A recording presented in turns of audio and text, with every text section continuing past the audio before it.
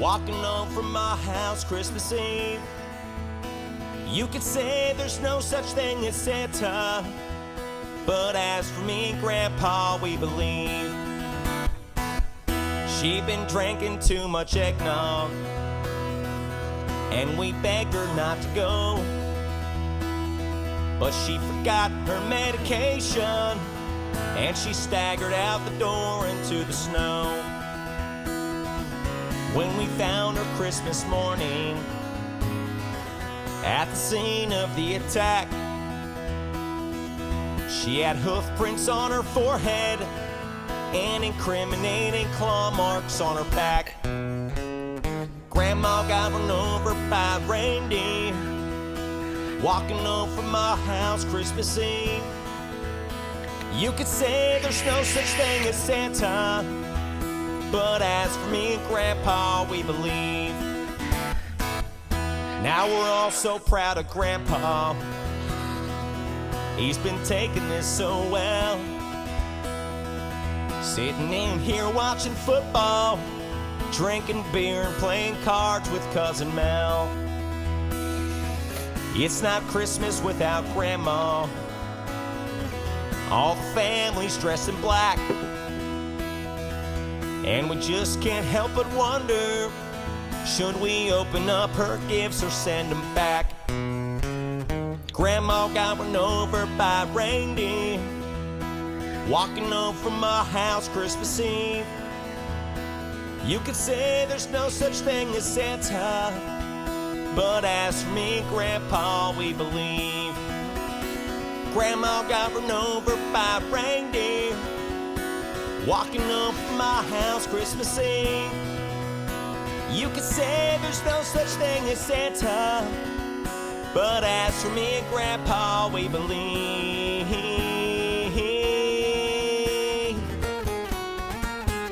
Merry Christmas.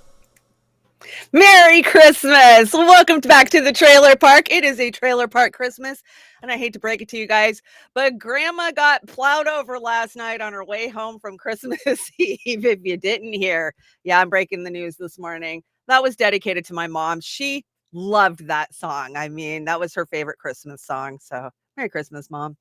Nice keep change. Yeah, thank you. Good morning. Merry Christmas to everybody. Happy holidays wherever you're at. I know we got people all around the globe. Sometimes it's late in the days, it's early in the morning. It's 10 a.m. here on the West Coast. Good morning, DC. Merry Christmas, DC. Merry Christmas, Kate. Merry Christmas, Peace Dove. Merry Christmas, Salty's Digital Dive. Who else is in here? Merry Christmas, Weed Foxes 77. And guess what, guys? I got a big Christmas surprise for you. I'm going to start a Discord this year. I had Discord, back in my Bernie days when I was working, but I just been so busy, but I'm going to figure it out. I will. So many of you are on me to have a Discord, so we're going to do it. That is my Christmas gift to you this year. Oz the Boomer, my partner in crime. Merry Christmas, partner. I'm so glad that we have made it through another crazy dystopian fucking year. All of us have made it so far, right? Rad Angel's here. Merry Christmas, Rad Angel. Cowboy Kitty. Merry Christmas. I already got Kate. Cold Fusion Gaming. I told him Merry Christmas when he got up. Chris Foster's in here. Merry Christmas, Chris. And Merry Christmas, Anthony. Merry Christmas over on the Rokfin. Hey, Rokfin. We got Fred Edwards, Gems, Copeland Morris, and Krona Heresy hanging out over there this morning. Merry Christmas, guys. And Corky82 is the one chatting over on the Rumble. Did you guys join us for our Beauty and the Boomer Christmas? Wow. What great numbers we had Saturday night. Just goes to show YouTube can kick us around. They can take our followers. You guys still show up. So you keep us going. And that's what it's all about. I've got a huge Christmas show for you guys. I know I say that every day, but this is an 80 slide deck. So we're probably going to go till 1 o'clock. I would say probably 3 hours, but there's so much to fucking talk about. You got the election, of course, the atrocities in Gaza. We got a lot of shitlibbery going on in Hollywood. Did you guys see Kevin Spacey made his Christmas message? Yeah, we got to talk about that shit. Why is Tucker Carlson trying to rehabilitate him? I called it. I told you guys a year ago that Kevin Spacey wasn't gone. They would rehabilitate him. He was hiding, and that's exactly what was going on. So we got lots to cover today. Come on, chat. Would you please scroll? Thank you. Just do what you're supposed to do. Shanda is Illuminati. Oh my God. Well, when do I get paid? Don't you get a car and a house and money if you're Illuminati? Because I ain't getting none of that shit, and I don't do nothing for free, including Illuminati. So that's not happening. Hey, let's free Assange, guys. Assange has been trending all for the last 3 weeks, but I woke up this morning to see him trending. I love it. Let's keep it going. Share those posts, put those hashtags out there. Let's keep Julian Assange front and center. And that's why we're going to start with Julian Assange this morning, because there's a bunch to talk about. But let's get the maintenance out of the way. Fair use, YouTube. I am merely commentating on the clips that I'm bringing. And hey, we took a misinformation hit over on this channel a week ago. So go out there, do your own research. If you're interested in anything I'm talking about, the truth is out there, and it will set you free. I promise. It did me. Right? I don't feel like a cog in the system anymore because I know what's going on. Let's see. What else do we got to go through? Christmas links. If you guys want to help out, here is the links. I just got to say, Merry Christmas to everyone. You guys have been so amazing this month. You have just scooped me up. The gifts, the cards, the donations. I have had an incredible December. Thank you guys so much. You guys helped me get to Portland at the beginning of the month for the CPI conference. Let's see what else. You guys have just done so much this month for us and all year. So we appreciate you guys. This isn't just my show, it's your show too. You guys send me content, you guys help me with this stuff. So many of you guys are working on the Roar Media team now, and that means you're out there sharing, you're liking, you're helping spread the word, right? Because we're the best kept secret on the internet, is what I like to tell people, because we are. So thank you so much. All the donation links are always in the description below if you want to help us keep the lights on at the trailer park. We appreciate it.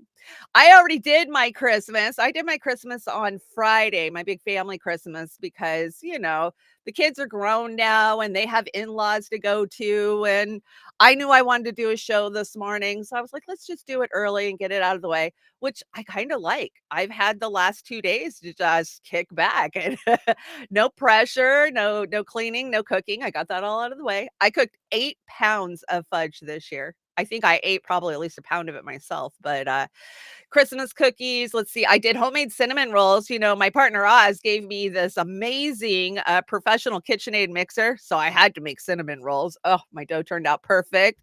And let's see, I made a ham and so much other. So today we're just going to have a small, Christmas dinner. I found an old chuck roast, which is a treat. When you live in the trailer park, you don't get to eat fancy meat very often. So we're going to have a chuck roast and some potatoes and salad. I'm super excited. Just a quiet little Christmas at home. How is your Christmas morning going? Did everybody get what they wished? Did Santa stop by your house? Santa doesn't know how to get to the trailer park. He has never known how to get to the trailer park. So that's why we rely on our community to give us Christmas. So we appreciate you guys, because you guys are Santa. Here's a little picture of my Christmas. I was Shandy Claus, like always. But I want to remind people that, there's a lot of people who don't exactly dig Christmas time, and I get it, right? So I'm sending love to those who are grieving the loss of a loved one during the holidays. This was my first holiday that I really got back into it since my mom passed. When you lose the matriarch that kind of holds the glue together for holidays, it hurt. And I stepped up this year. I brought it. I cooked everything she normally did. Everybody went home with treats. So that was my, I did that for my mom. People are homesick for their families and friends. Oh my God, when I lived in the South, it was a beautiful Christmas, but it was just, I wasn't home. And it's, you want to be home, especially at the holidays. So mentally and physically drained. Oh my God, the holidays can mentally and physically drain you. I was so wiped out Saturday. I could barely get out of bed, but we did our show, but I stayed in bed till it was showtime. I can tell you that. So take rest. Man, self-care. You got to take care of yourself during the holidays. Trying to hold it all together. Oh, how many of us try to hold it all together, man? You know how many charities, Christmas toy shops I went out and hit this year for the grandkids to make sure that they had a Christmas to remember. It's tough. It wears you down, right? It definitely does. Struggling to make magic for their kids. Yes, that's always what it's about, right? It's for the kids, for the kids, for the kids. Why do we do this? Some people go, "Oh, it's so stupid. Why? Why do we waste all the time and energy?" We do it for tradition. So when we're gone, our kids will do it for their kids. That's why I do it. And worry what their future holds. Well, shit, which one of us isn't worrying about what the fucking future holds? I don't care where you are on this damn planet right now. You're worrying about what the future holds because, we're living through the craziest of times for sure. Merry Christmas to everybody who's just joining us. We got a good show. We're just getting into it. And yeah, we're going to go for a couple hours today. So let's get it started. Oh, DC, I'm so sorry to hear that. Yeah, addiction, fuck, it's ripped my family apart. I gotta say, this year, I am so thankful. 3 years ago, half the people in my family were strung out. They were on fentanyl. They were homeless. They were jobless. And one by one, they're starting to get clean now. And they've been going to rehab. Of course, they get on the medically assisted drugs, but they need them. And so, whatever you can do to prolong your life when you've been an addict, I say do it, because so many are not making it. I saw a little skit the other day and it was somebody talking about crack, like, crack was better than fentanyl. And I was like, well, how could you make that argument? And honestly, they made the argument because crackheads, they lived for years and years and years. They weren't out there ODing. Fentanyl, we're losing so many of our family and our kids to fentanyl. It's like nothing that we've ever dealt with on the drug front before. So much love out to you, DC. That hurts and it sucks. And I'm so sorry for you. I know the loss of addiction pain for sure. Let's see. Hey, Victory Jen, good to see you. Merry Christmas. And a dingo ate me baby. Merry Christmas, dingo. Merry Christmas. Let's talk about Day X. Day X is here. Now, we've been talking about Day X for, a month now, that we needed to be prepared and ready. Julian has one more hearing. I'm feeling a little stuffed up. One more hearing before he would be shipped over here, be extradited, right? So we found out that hearing. They have set the date now. It is February 20th through the 21st. Gather outside the Royal Courts of Justice in London. It's now or never. Free Assange. You can go over to the Free Assange Emergency Toolkit.com. They send you out some great stuff. Let me tell you. Oh my gosh. I got cards to send Assange for Christmas. Of course, I got my ribbon. I got really cool stickers, and they just help you get the word out. So let's talk about what's going on with Assange. Of course. Oh, yeah, I brought this Tucker, but I'm so not happy with Tucker after what he did yesterday, but I guess we'll watch it. Let's watch Tucker's, I think this is like a 5-minute kind of breakdown of Assange and his case. But here's the thing. I'm just happy and thankful that Tucker's talking about it with his huge fucking platform, right? And that he's convincing people, even though I definitely see Tucker as what we call a mammy, which is the mainstream alternative media. And keep an eye on the mammies, guys, because they're in it to play and they're getting money. And don't just follow because they've said some good stuff over the years. I mean, I appreciate Russell Brand. I appreciate a lot of these mammies, but it doesn't mean that I don't think that corporate America doesn't see them for the avenue that they are. Because they definitely are an avenue to try to reach those of us outside of the mainstream media bubble, right? So let's not get duped by these guys. Tucker Carlson on Julian Assange. Julian Assange is one of the greatest journalists of our age. He spent his entire adult life bringing previously concealed facts to the public about what our leaders are doing. That is the very definition of journalism. Yet Julian Assange is not a hero in America's newsrooms. He's an enemy. Assange made the mistake of offending the media's real constituency, which is not the public, but the powerful. For doing this, journalists accuse Assange of being what they are, a political operative posing as a reporter. In 2010, Assange and his organization, WikiLeaks, published an enormous cache of secret documents that revealed what the US government had been doing in Iraq. Included was a 38-minute gun sight video that depicted Apache helicopters mowing down a group of civilians in Baghdad, including 2 Reuters employees. There's more that keep walking by. One of them has a weapon. Oh, gross. See all those people standing down there? Oh, yeah. A fucking That's a camera weapon, lens. yeah. So down 26, crazy horse 20. Oh, but an RPG. All right, we got a guy with an RPG. Having a fire? Oh, we got a guy shooting. Now he's behind the building. Come on, fire. Hey, Roger. Keep shooting. Keep shooting. All right, we disengaged all 8 individuals. The video was a problem for the government because officials had lied about what happened that day. At one point, the Pentagon claimed the video didn't even exist. Assange proved that it did. A few years later, Assange upended a presidential race by publishing a trove of internal emails from the Democratic Party.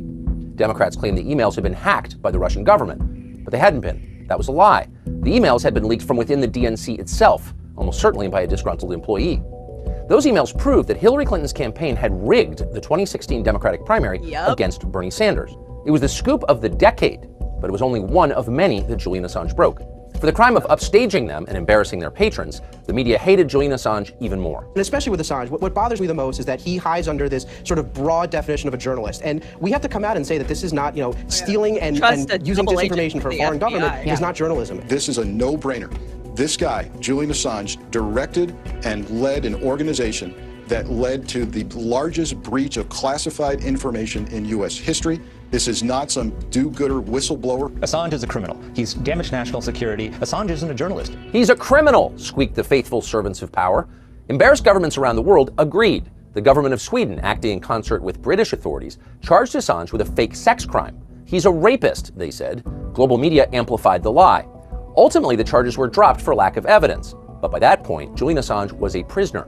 He'd been driven into internal exile in the Ecuadorian embassy in London, where he sought political asylum. He spent more than 7 years there, unable to leave. Then, in 2017, Assange broke his last big story. WikiLeaks revealed the existence of an illegal CIA spying program. Assange withheld most of the details of that program so as not to compromise American national security. But the story was still deeply humiliating to the CIA. In Washington, CIA Director Mike Pompeo decided to murder him. Pompeo discussed with his deputies how the CIA might kidnap Assange from the embassy in London or poison him inside. Blow him up at the That is not conjecture. Multiple witnesses heard Mike Pompeo say that. At the time, keep in mind, Julian Assange had not been charged with any crime in the United States. Mike Pompeo considered it a death penalty offense to embarrass the CIA. You may be asking, is any of this legal? Can federal appointees use tax dollars to kill people who annoy them? Well, not technically. Mike Pompeo committed a felony, conspiracy to commit murder. And yet somehow, Mike Pompeo is not in prison. Instead, he's the toast of the donor class, a friend and advisor to the most powerful people in America. It's Julian Assange who's in prison for the crime of offending Mike Pompeo. Assange is currently being held behind bars by the British government, which has not charged him with any crime. Assange now sits in the most fortified penitentiary in the UK, Belmarsh, where every murderer in London is held. He's been there for more than 4 years, trapped in solitary confinement, cut off from his wife and 2 children, wasting away alone among killers and mental patients and awaiting extradition to the United States for trial. Assange has been charged in the US under the century-old Espionage Act, a transparently unconstitutional law which is used almost exclusively to punish political crimes. Yet Julian Assange has never committed espionage. Nor does the US government have any real interest in trying him under that law. His current incarceration is the whole point. Torture Assange to death in jail so he will never again speak publicly. That's the goal. It's all so grotesque and so immoral that it's hard to believe it's actually happening in public view. Belmarsh authorities will not allow Assange to be interviewed, lest his case bring more embarrassment to the CIA. Yep. So, he went there and apparently, I don't know if he couldn't bring cameras in to interview Julian. We haven't seen an interview drop, and he went like a month ago, right? But I'm just glad that Tucker is putting stuff out like this. More people need to understand and throw off the propaganda that they have shoved down their throats since 2013 about Julian Assange. I know, because I was one of those people that ate that shit up hook, line, and sinker coming into the 2016 election. Oh, Julian Assange, he's bad. Yeah, he's bad, right? And there's he did some bad things, and there's girls that are charging him. I bought bought into that shit totally till I understood what was really going on in politics and what was really going on with Julian Assange. So, the things that we wouldn't know without Assange. Being inside the Democratic Party during the 2016 election, we knew it was being rigged. From state to state, we knew it was being rigged. And they gaslit us. They told us we were insane. They pissed on us and told us it was rain. And it was only because of Julian Assange and the Podesta Vault 7 leaks that we got the full fucking truth of what they were doing to Bernie Sanders. And that's why I will always fight for Assange, because he validated what we were saying. And let's see, trending for weeks now. When will the owners of this app speak up? Elon. He supposedly listens to the public according to his fanboys. At Elon takes polls about stuff. Yeah, he takes a poll about every goddamn thing, right? Say hashtag free Assange now, and it could make a difference either way. And have some courage and do the right thing. We are all Assange.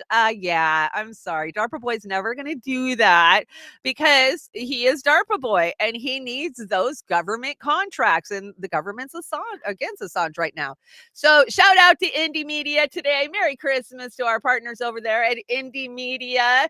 Reef is putting out beautiful Christmas cards this morning, like he always does. And Indie supports a lot of independent media. Can I tell you guys? Really, Patreon. I want to say Indie's a Patreon to all of us. So Merry Christmas, guys. Appreciate your work over there.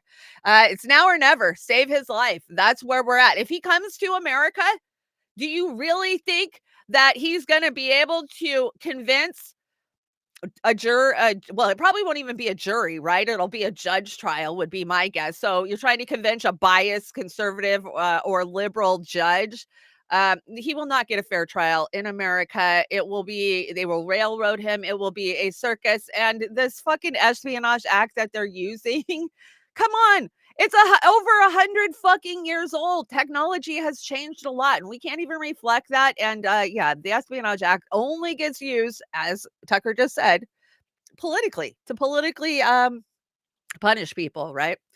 A Spanish company and the CIA found guilty of violating rights of Julian Assange's visitors. You remember this case that is up against the CIA. New York court ruled that the former Spanish military officers illegally surveillance people visiting the activists at the Ecuadorian embassy in London. Yeah, we knew that, but I'm glad that the judge's ruling. I don't think that it will affect anything either way, but at least the truth is out there, right? For sure. But ultimately, all of this talk about Julian Assange and Julian's Day X coming up, it leads us to talk about another thing, and that is Seth Rich, right? And I promised you guys I will never shut my fucking mouth about Seth Rich. Seth Rich is an American hero who was just like me. He was blind and went into the Democratic Party thinking that he was fighting for democracy. And he learned real goddamn fast how corrupt and evil it was. And I absolutely believe that Seth Rich was the leak, not the hack. We all know Russia did not hack. If you've been paying attention, we knew that back in 2017 when Bill Binney came out and said, yeah, no way.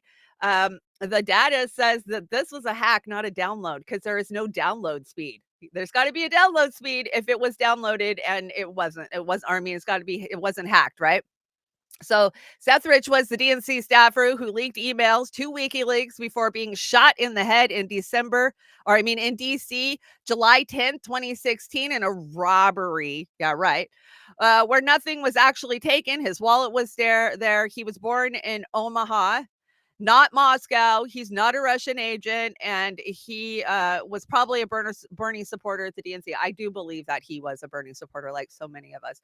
But, he was kind of in that class that might have been around for Obama, too. There was a bunch of these guys when we came into the Democratic Party that were holdovers from the Obama years.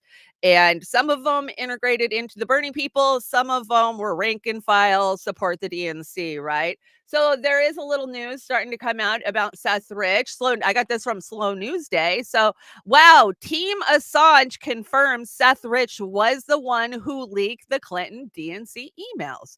And Slow News Day, Merry Christmas, Slow News Day over there, says it's about time someone let the cat out of the bag. We all knew, and we're all just had to sit back and let the murder of Seth Rich be unsolved. Huge thanks to T.Y. Cleaver for his unrelenting FICA work on the laptop too. Yes, right? We've been just demanding from the FBI to see his laptop. Lindsay, real quick, we have 30 seconds. I know you have some information on Seth Rich. That's moving forward, getting access to that. Tell us what you know, because we're going to talk more about it in the show tomorrow. Yeah, so I have been in touch with someone that directly worked with Julian Assange, was part of their team, and they confided in me that it was Seth Rich that leaked the DNC information, which completely contradicts the Mueller report, which said it was a Russian hacker leak. Yeah. And the murder of Seth Rich has never been solved. They tried to say that it was a robbery, but nothing on his person, as far as I'm aware, was stolen. He still had his wallet intact. So none of that made sense. It's never been solved. And now this judge is pushing back on the FBI to release all the pages that they did not release last year when he demanded it. So it should be interesting. We can't wait to see that. We're going to talk to Ty Clevenger, who is working on this case, the lawyer working on this case tomorrow. So everyone will stick around for that. Thank you so much, Texas Lindsay. Lindsay Jones, it's good to catch up with you. Appreciate you. Thank you so much, Emerald. Okay. So there you are. We're waiting, like we have been waiting, right? The FBI was told a long fucking time ago that they had to release this stuff. And what was the first thing they did? They said, oh, we ain't got none of his stuff. We didn't take his stuff. And then when a FICA order got put out there to release it, they go, oh, okay, we found his laptop, but nobody's ever gone through it. So we haven't had time to even look at it. I mean, they've been stringing us along since day one when it comes to Seth Rich. I have been on the Seth Rich case since the very first day, since the day that he was reported murdered and robbed, right? We knew. We were inside the DNC, and it was scary to know that a staffer had been killed.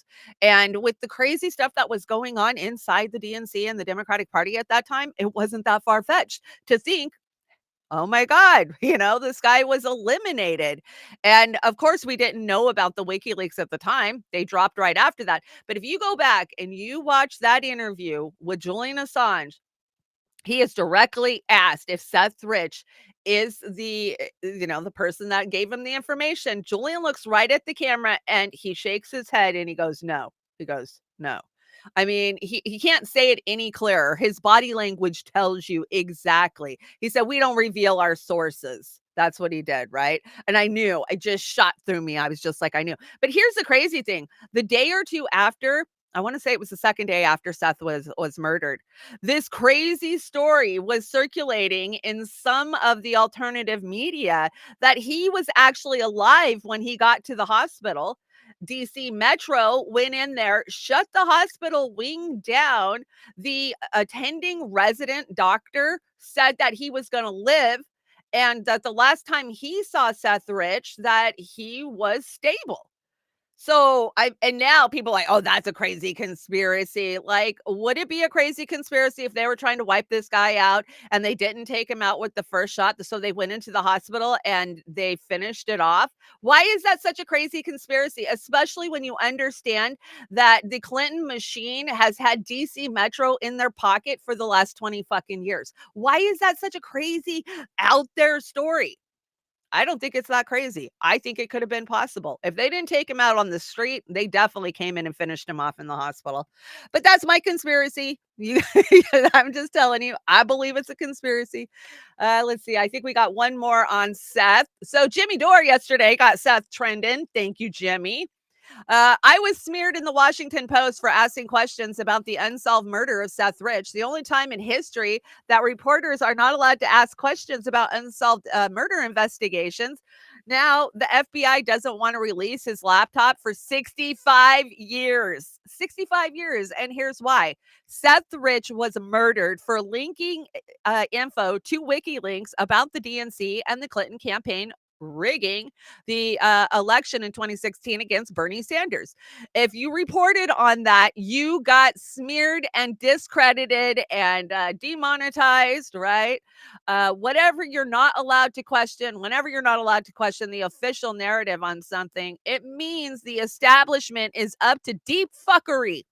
Deep fuckery it is, Jimmy. Let's hear what Joe Rogan and Jimmy Dore had to say about it. This is a guy who is a real Bernie Sanders supporter, open Bernie Sanders supporter who worked for the DNC. The DNC absolutely rigged the primary against Bernie Sanders. He was aware of this. He was there while this was all going down. So was Donna Brazile. Everyone was aware of it. The guy got fucking murdered after he leaked information to WikiLeaks. If you don't think that's a little weird, what are you looking at? What delusional rose-colored glasses are you looking at your party from? You think you're in some Julia Roberts movie from 1990? This is real shit.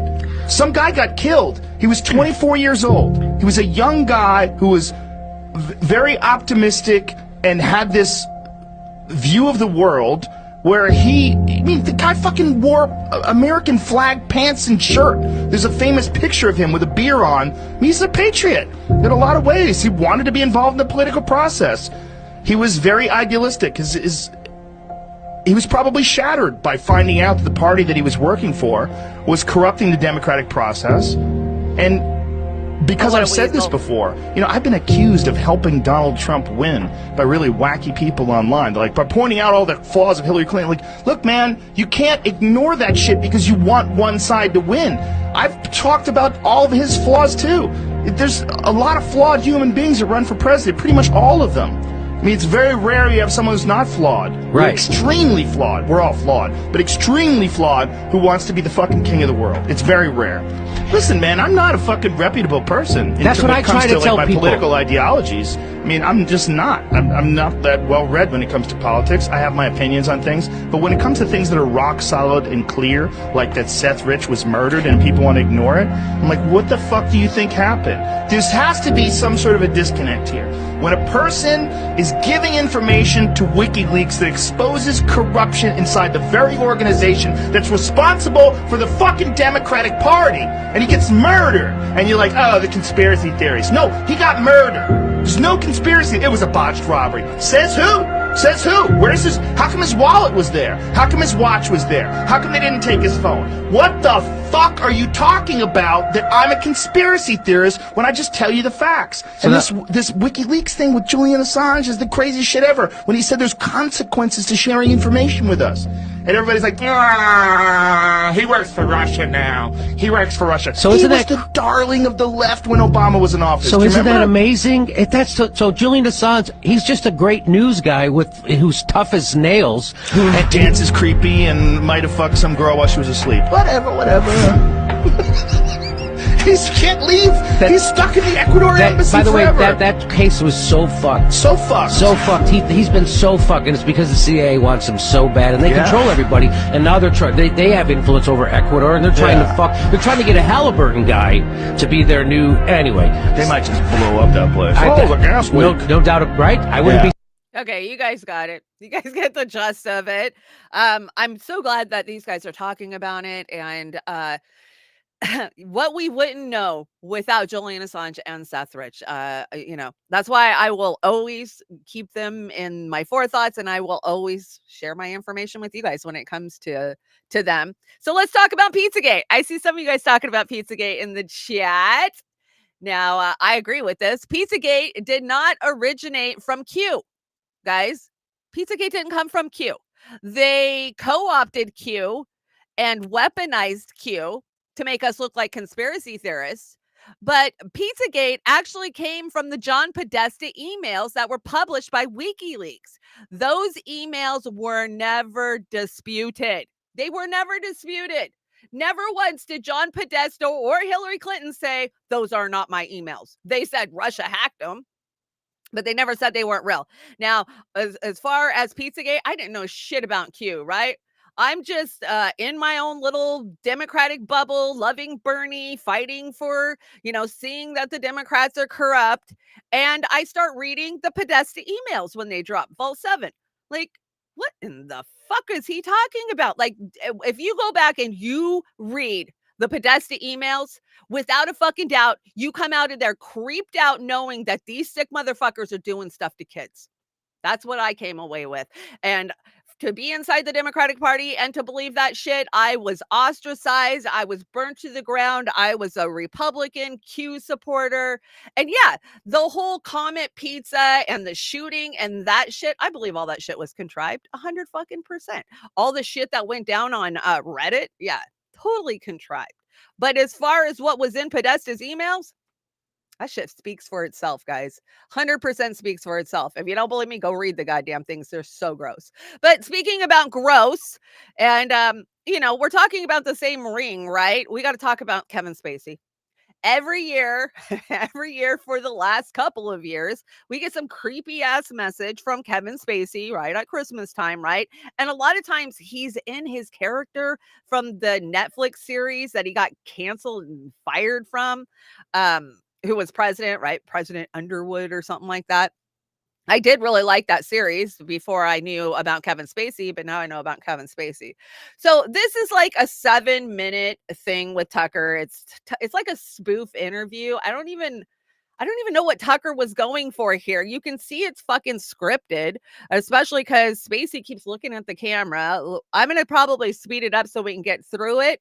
But I warned you that Kevin Spacey was coming back, guys. They had no official charges on him. He never was convicted of anything. The charges that were filed against him, all the people mysteriously died or conveniently died. Some of them died of cancer, but some of them had accidents, just like in House of Cards. But I told you that he would get rehabilitated, and here he is. I just never called that Tucker would be the one rehabilitating him. So I'm sorry for your Christmas morning. I didn't mean to gross you out, but here we go. 2024 has not even begun yet, and it does seem like the presidential race is effectively frozen in place, if not over.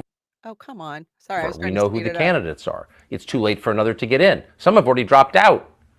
But is it too late? Is there anyone in this country of 350 million people who could jump in at this late date and re-scramble the calculus of electoral politics? Oh, he's going to run for president? Well, there may be someone. And in fact, you already know him. You know his face. And the question is, will he get in this cycle? And that's my question for you. Well, that's really a decision for the people, Tucker. It's not something that I really think about or want to do. And Merry Christmas to you, too. But I've always believed that nothing should be off the table in life or in art. I think we could both agree that we need to get some adults back in the room. So if that means taking on the chief executive role, well, that's a sacrifice I'm willing to make for this great nation. Adults in the room. I love it. I can see it as a bumper sticker. Is that your campaign slogan? Well, that's not a bad idea. Look, I think first our country needs to stop apologizing and stiffen up. I mean, look, we've got so many people running around with so many different issues like gun control, important issue. But let's be honest. The truth is, more people are killed by online trolls every day. That may be true, actually, but then they're protected by the First Amendment. They can say whatever they want. You believe in the First Amendment, I assume. Of course I do. Look, people spewing ridiculous ideas is nothing new, and they should always have that right. But the problem is, somewhere along the way, we started listening. And we should remember the salient words of Benjamin Franklin, who said, "Do not believe anything of what you hear and only half of what you see." He wasn't telling people to stop talking. He was telling us to stop listening. So let's stop blaming bots and college kids and start telling leaders what leadership really means. Oh, whatever. I love it. But how do you do that? Well, this country is mired in so much contradiction and confusion. We don't even know how we can help anyone anymore because we can't agree who needs help. I mean, what doesn't come with a trigger warning these days? I mean, Tucker, we are far too close to having a beanbag chair in the Oval Office. We coddle to everybody. Okay, you think you're a rabbit, that's fine. But let me tell you something. You sure as hell aren't going to see someone walking through my White House in bunny ears and a tail unless it's Easter. Well, amen. But how do you think we got here in the first place? Fear, and then some more fear. That's been the consistent theme, fear. And that's why I'm going to keep saying we need to get some adults back in the room. Sounds like you're running. If you did run, I assume it would be as an independent. Well, I've always been independent my whole life, no matter what my party affiliation, even though at the moment I don't quite recognize my old party.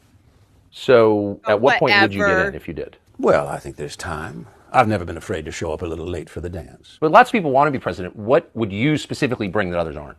Well, I think I have a long and very solid relationship with the public, and that's a bond that has never been broken. I mean, I've almost felt like I can talk to them directly. But I mean, you do talk to them. Every Christmas you give a statement. It is Christmas Eve. What is your statement specifically this year? You know, Tucker, I think it's just good enough to sip some eggnog and decorate the tree and listen to White Christmas and embrace all the things that make this such a special day. The truth is, I love nothing better on this day than to do a line of blow, drink a whiskey and Coke, hit a reindeer with my car, and wish you all the naughtiest Christmas ever. Oh, it's so cute. You know, you have something in common, actually.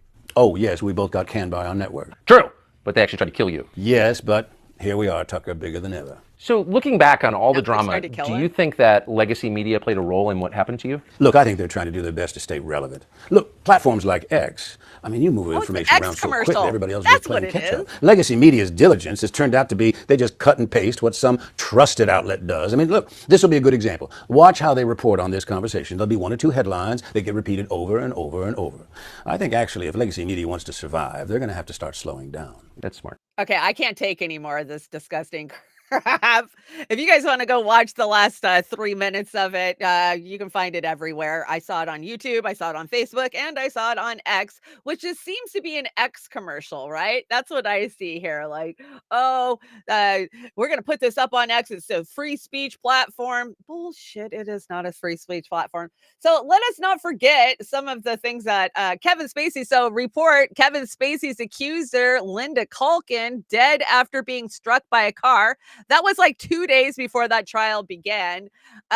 Let's see. Kevin Spacey accuser dies from suicide days after actor posts "kill him with kindness" video. Remember that Christmas message when he had all the symbolism in there? Because don't forget that he's been knighted, and don't forget about the picture of him sitting on the throne with Ghislaine Maxwell, right? These were all one big fucking clique. It was Epstein, it was the Clintons, it was the Royals, it was Kevin Spacey. And now Kevin Spacey says that he doesn't even recognize his own party. Bullshit. You were at the top of that party with these guys. I don't buy this for one fucking second. They're trying to rehabilitate him, and he's trying to separate himself from all of the Epstein Clinton BS. But for those of us who know, we're never going to buy it. I'm not buying it. And it's all one big club, right? We tell you guys this, and the connections are always there. So let's not forget that Anthony Blinken's stepson, you know, his dad, Samuel Pilzer, right? Whitney's always telling us how terrible this guy is. If you haven't watched the Whitney Webb interviews from this week, go do it. Of course, he was the lawyer and confidant of Robert Maxwell, which is the daddy of Ghislaine Maxwell, who was with Jeffrey Epstein, right? It's all one big club. Yeah, you stand with Israel. We know for sure. Okay, let's get into Gaza, guys. I want to talk a little bit about Gaza because it would be irresponsible on this Christmas morning to not talk about the genocide that's happening on the other side of the world and the, you know, tens of thousands of children who have been brutally murdered in the last, since October 7th. So Starbucks CEO wants people to stop protesting in stores over Israel war in Gaza. Oh, he's so mad. Police officers are seen barricading a Starbucks retail store from thousands of demonstrators in New York. So he put this out and he was like, oh, stop protesting our stores. And that kind of backlashed on him. So after Muslims' worldwide boycott of Starbucks, they lost $11 billion. Starbucks CEO calls for peace. Yeah, our stance is clear. We stand for humanity. Okay, we believe you. Do you know Starbucks is so hard up that they're literally texting people if they have a Starbucks app, right? You know, Starbucks is one of the biggest banks in the world. Did you guys know this? No, people are like, what the fuck are you talking about? How is Starbucks a bank? Because of the gift cards. The amount of money that they hold in gift cards, right? If you go buy a $20 gift card and your friend puts it in their pocket and they don't use it, that's $20 that Starbucks can invest, make money off of. And yeah, so they're one of the biggest money holders because of all these goddamn gift cards. But so they started texting people all week like, oh, come it's your last chance to get 50% off on a gift card. It's your last chance they're just begging people to come in. I guess you shouldn't have showed your asses, and you did, right? And I love it. BDS works, guys. We know it works. We see it work all the time. It's the only thing that works. You want to hurt them, you hit them in their pocket, right? So let's see. What does it say? Starbucks, last day to buy one, get one, 50% off. Don't miss Starbucks for life. What? Oh, you can play a game and win Starbucks for life. You know, I've owned a couple of espresso stands. I live in the Pacific Northwest. Apparently, we're the capital, the coffee capital for some fucking reason because Starbucks is here. And they are gross. It is the grossest coffee ever. It tastes burnt. It smells burnt. There's so many better coffees out there, including Joey's coffee. So did you wake up with Joey's in your cup this morning? Ha ha ha, I did. See my new cup? Oh, everybody just hit me with the Eiffel Tower stuff for Christmas, and I love it because I'm manifesting a trip to France this year. Just saying. So the latest Starbucks backlash includes a new app that helps customers find alternative coffee shops and a trade-in program for their company gift cards. Hell yeah. I don't know what the app is called, but when I find out, I'll let you guys know. So yeah, there's actually an app out there. So don't go to Starbucks, find a local owned coffee shop and definitely trade in those damn gift cards. Stop letting them hold your money. No more money to Starbucks, guys. No more. And just a quick count of numbers. So child deaths in war. So Iraq, here, let me put my glasses on so I'm not stumbling over these numbers. Viva la France. I agree. Viva la France. Iraq, 9,020 years. Syria, 13,011 years. Yemen, 3,707 years. Ukraine, 520 in 21 months. ICC arrest warrant issued for Putin. And Palestine, 12,000 in 2 months. No ICC arrest warrant issued for Netanyahu. Oh, look at the double standards. That's the way it always is, right? You had Joey's. It's so good, isn't it? Oh, it's so it's so good. It's the most delicious coffee I've ever had. And I've had a lot of good coffee in my life. Just update on the numbers. Why isn't the ICC issuing an arrest warrant for Benjamin Netanyahu? They had no problem going after Putin, right? Why? The US and Israel doesn't even recognize the ICC. So what would it matter? Who would they offend if they actually put one out there? Yeah. So breaking, Sarah says breaking, Israel just bombed I'm going to slaughter this. The Dyer's Minas Monastery in South Lebanon, a historical site aged over 600 years old. 600 years fucking old. And yeah, Israel just bombed it. This is how Israel celebrates Christmas, by dropping bombs on ancient churches in Lebanon, Gaza, and Syria, right? Do you guys see that disgusting clip I brought the other day where this woman was like, there's no Christians in Gaza. There's no churches. Like, what are you talking about? They just make shit up. They absolutely make shit up. How awful. How awful. When we go back, and I know a lot of you historians out there, I got a lot of historians in my chat, and you look at the shit that the Allies bombed, or even the Nazis bombed in World War II, it's heart-wrenching to know the history that we lost, right? You would think that we would have learned something in the last 80 years. We would be protecting historical sites, but that's not the case at all. Obviously, just gross. We why can't we protect these things? So Hillary Clinton tweeted out, if Russia's leadership would rather not be accused of committing war crimes, they should stop bombing hospitals. And somebody fixed it and said, if Israel's leadership would rather not be accused of committing war crimes, they should stop bombing hospitals and churches and refugee camps and little babies. Yeah, she is the worst, guys. Ugh. I hope to God she's not the one standing on the stage in July. Oh, God. Please, if anything, hear us now. No Hillary Clinton anywhere on the ticket. I don't even want to see her as a VP candidate, but I don't rule it out. I really don't rule it out. I mean, they seem to be so fucking delusional that they just make up a conspiracy or a lie to cover up the fact that most of America hates her and hates them. That's the way it is. Last American Vagabond, Merry Christmas to Ryan Christian. These Zionists are pathological liars. Not only has the ceasefire included the release of all hostages, but the U.S. was the solo veto. Of course, the U.S. was the solo veto. Then both Israel and the U.S. voted against the second one, which they are currently ignoring. They don't care about their own people, both of them. No, they've made it very clear that they got no shits to give about those hostages. Last week, we saw Israeli hostages bombed and killed by the IDF, right? 100%. And they lie. They say they want to help. They want to get them out. But if you watch a State Department interview, never once do they actually even address it. I mean, unless somebody brings it up, they don't bring it up. So they don't care. They don't care who's there. Wow, look at all the Russian interference. Oh, God, yes. We're back into the Russian interference narrative again. I think it's going to get worse as we go into 2024. Obviously, we have an election coming, and they're going to blame somebody for the fuckery that they are going to pull, right? And they always blame it on Russia and Putin. So the world stopped Nazism. The world stopped apartheid. The world must stop Zionism. Yes, and that is not anti-Semitic to say. Not one bit. Not one bit.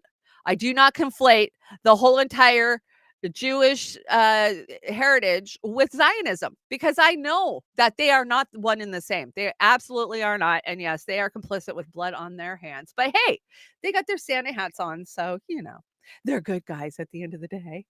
Okay, this is a treat, guys. So, what is it? Rabbi Shmuley. Now, do you guys remember who Rabbi Shmuley is? Oh, God, he's so gross. Anyways, he is really good friends with RFK Jr. He's responsible for all of RFK's APEC programming, right? He went to propaganda school a couple of weeks ago. RFK Jr. did. Absolutely gross. So I brought you a clip last month of Shmuley, not the one where he's selling his daughter's butt plugs. And that's not even a joke. He sells sex toys for his daughter. I'm not kidding. Anyways, I brought you a clip of him in Times Square, and he goes out there and he's just accosting people in Times Square. Oh, you don't like Jews, you're anti-Semitic. And he literally gets in the face of this cop, and the cop even tells him to back the hell off. Do you guys remember that? Okay, well, it's happened again. He's back in Times Square, and he's just minding his own business, and this little 11-year-old girl comes and accosts him, and he's very upset about it. So let's get started. There's 3 clips in this one, so here's the first one. Hi, everyone. I just walked into our home.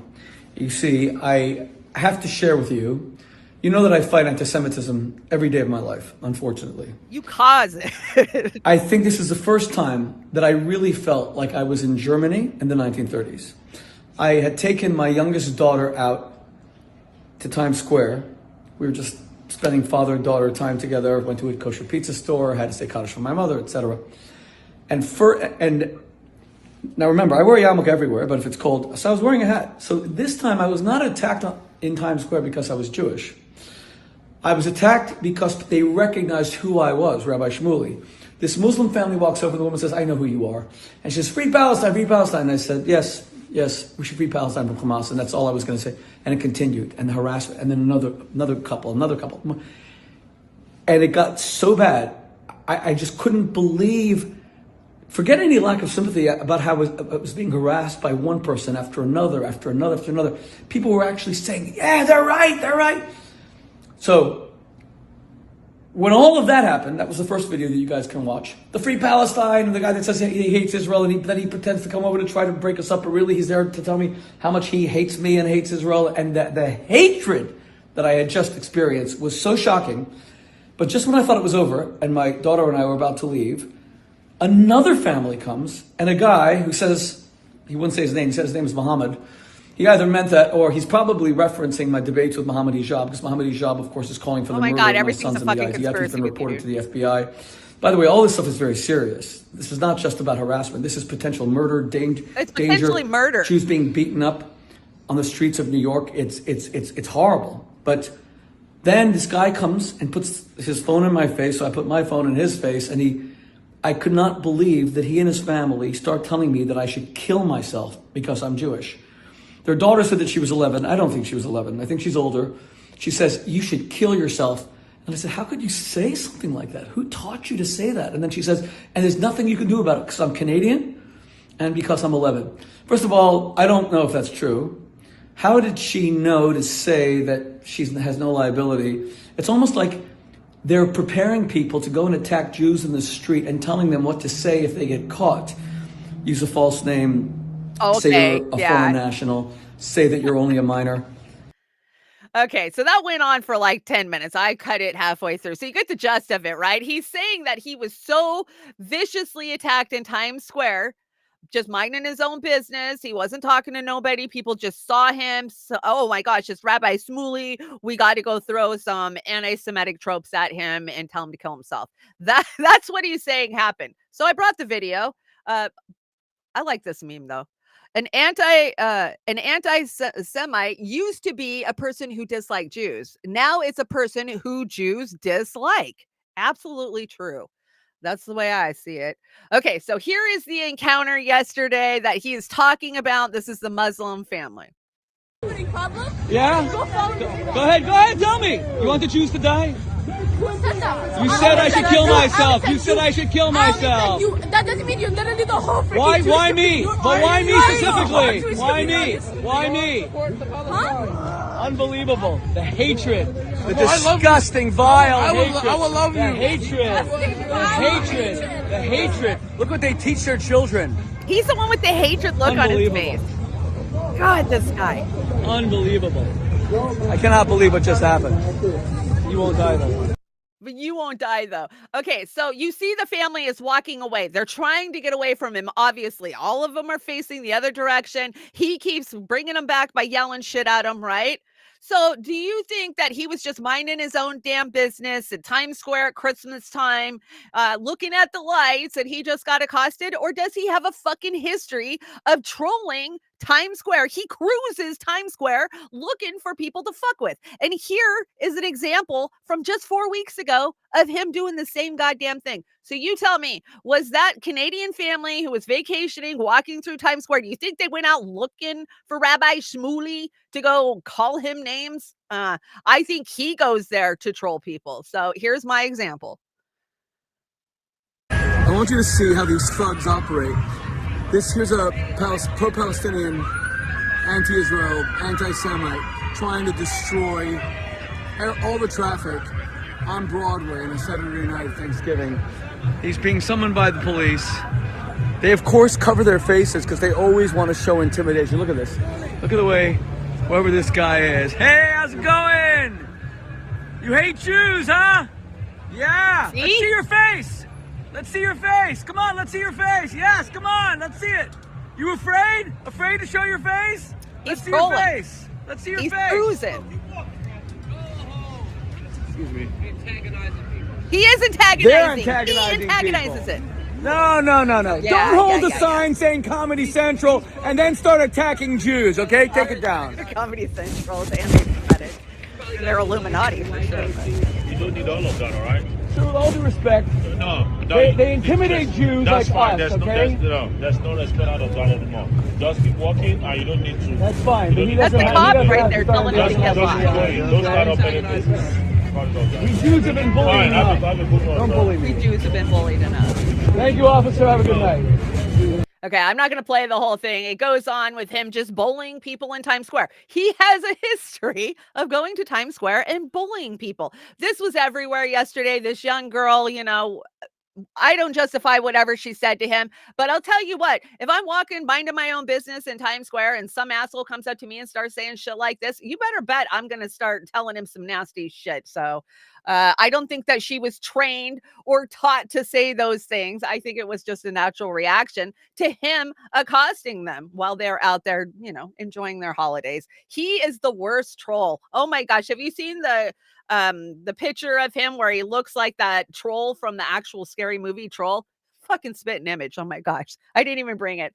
So, okay. So more of this being called anti-Semitic. You guys remember this clip I brought you of Blossom or Amy Farrahfeller. What is her name? Maya, something like that. Anyways, here's just a few seconds of her telling you're an anti-Semitic.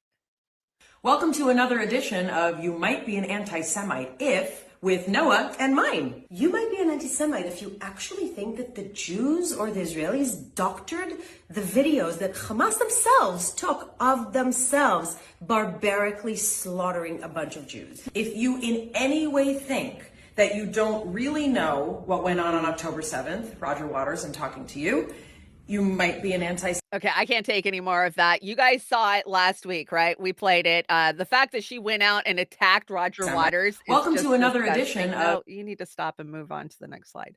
But she faces backlash. That came back to smack her in the face, and here it is. So, Mayim Balik faces fresh backlash. So she got fired as the co-host of Jeopardy for this video. Oh, no more Jeopardy for her. Remember, she won Celebrity Jeopardy a couple of times in a row. So former Jeopardy host is facing a fresh round of backlash after sharing a video on Instagram in which she suggests that people with certain views on the Israel-Hamas conflict might be anti-Semitic. The TV personality, who on Friday revealed that she had been dropped as a Jeopardy co-host after more than 2 years in the role, was shown the day before in a video featuring herself with an Israel actor, an activist. Let's see. In the video, she addresses her viewpoints, blah, blah. We know what the video says. But I just got to say, Merry Christmas. That's a good karma. Come fucking get you right flashback, right? So I was happy to see that one. Yay. I guess Jeopardy doesn't want to be associated with that, which is a little shocking to me. Doesn't Hollywood normally protect their own? Just a little weird. Okay, let's see. I got a fee says, if Washington says Israel is the victim when they've killed 20,000 Palestinians, witnessed and video proved they killed their own, and they're fully funded by US and NATO supports them, then Israel must be a military means to an end for the US. Absolutely, Fee. Let's hear what Anthony has to say. How can it be that there are no demands made of the aggressor and only demands made of the victim? Oh my God, they're the victim. They're the victim. Do you hear this shit? There's no demands made of the aggressor. You guys are the aggressor and we're making demands. We're demanding a ceasefire right now. How crazy. How just the gaslighting is at a new freaking level, guys. For sure. Let's see. Excuse me, ma'am. Do you condemn Hamas? Yeah, that's what it comes down to, right? And Benjamin Netanyahu went out there and gave his Christmas speech, wishing people a Merry Christmas. Christmas is canceled this year. Yeah, that's Netanyahu for you, right? These guys, I don't even understand how they could even say Merry Christmas knowing what they're doing. I'm probably not going to play this, but you guys get that the Putin is Hamas message is growing, and it's Nikki Haley's number one drum she's beating on this year. Did you know that Putin's birthday was October 7th, and that's the whole reason that Hamas invaded Israel? That is insane. You want to talk about a crazy fucking conspiracy theory? There you have it. But Nikki Icky, I call her Icky. Icky Haley is out there and she's toting this narrative. And some people are fucking buying her crap, man. It's so gross. I won't even play the clip for you. We played it on a show last week, I think. But she pretty much just breaks it down that, Putin is Hamas and Hamas did everything for Putin. And when are you going to wake up and we got to fight all of them? It's so gross. It's so gross. I got this one from Fee too, and I don't think it was Fee's, but whoever wrote it, kudos out to them. What a strange dystopian world to celebrate the birth of a baby all month long while silently watching children be murdered in a brutal genocide on the very lands that baby was born on. Maybe this Christmas season invokes some actual empathy in people. Yes. All you good Christians out there, where are you?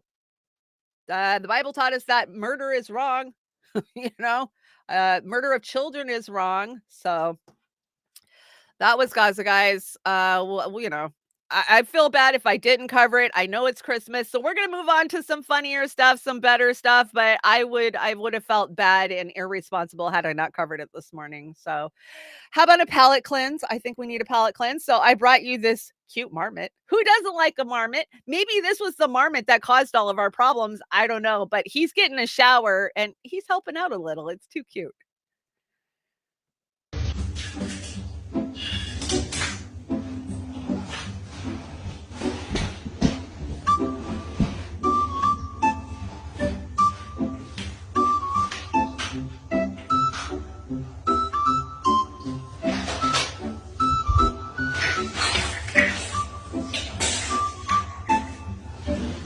Oh, I need a fat marmot.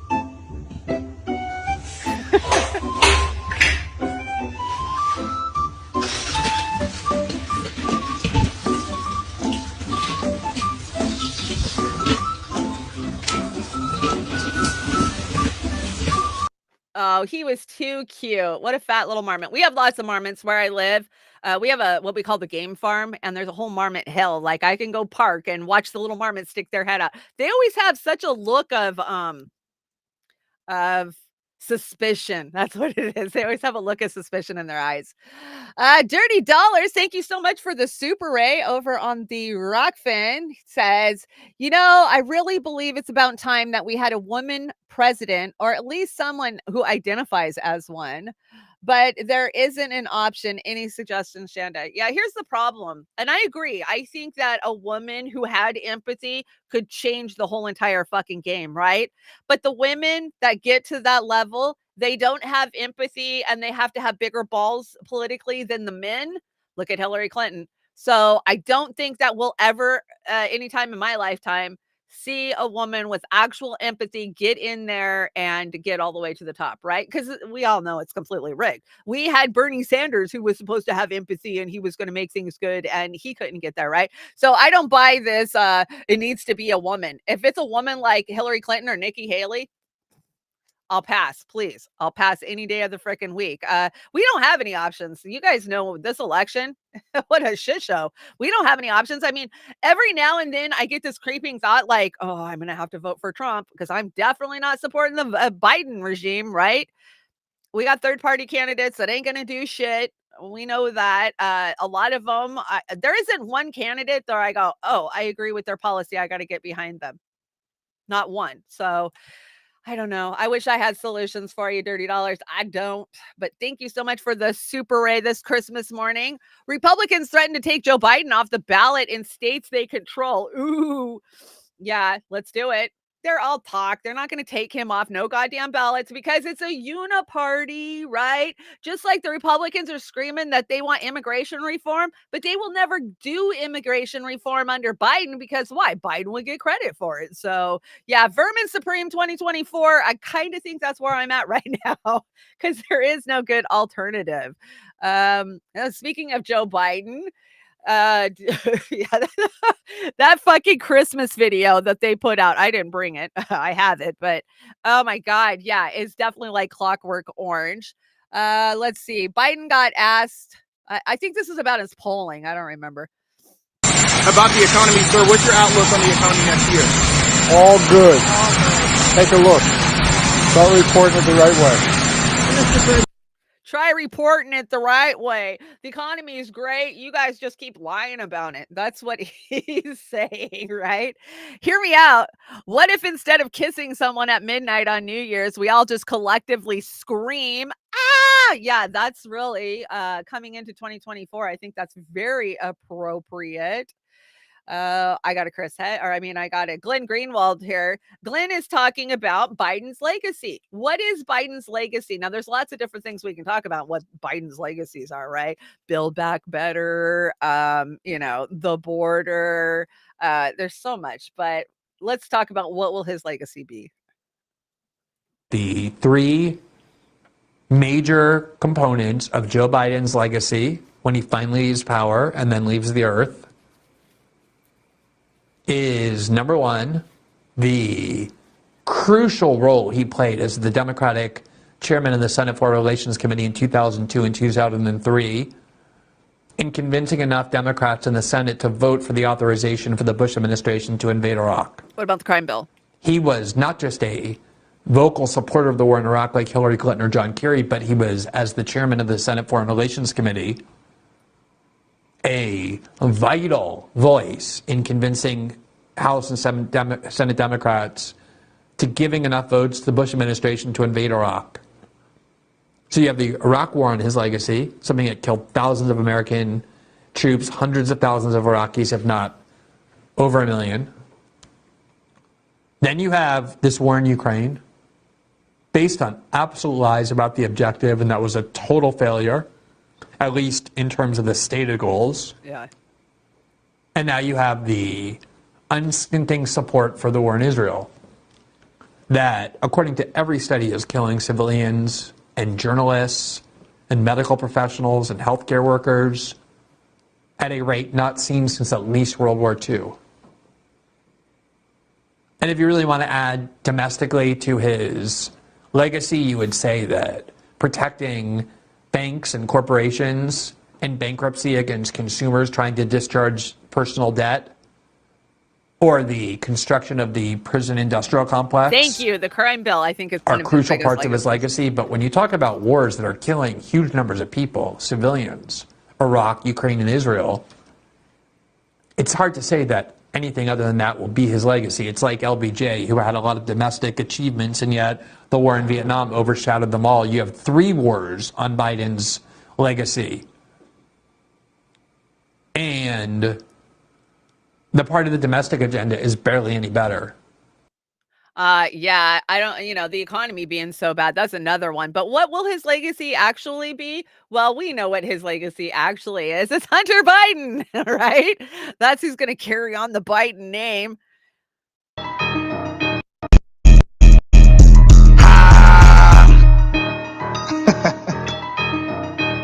They gon' hate me for this one.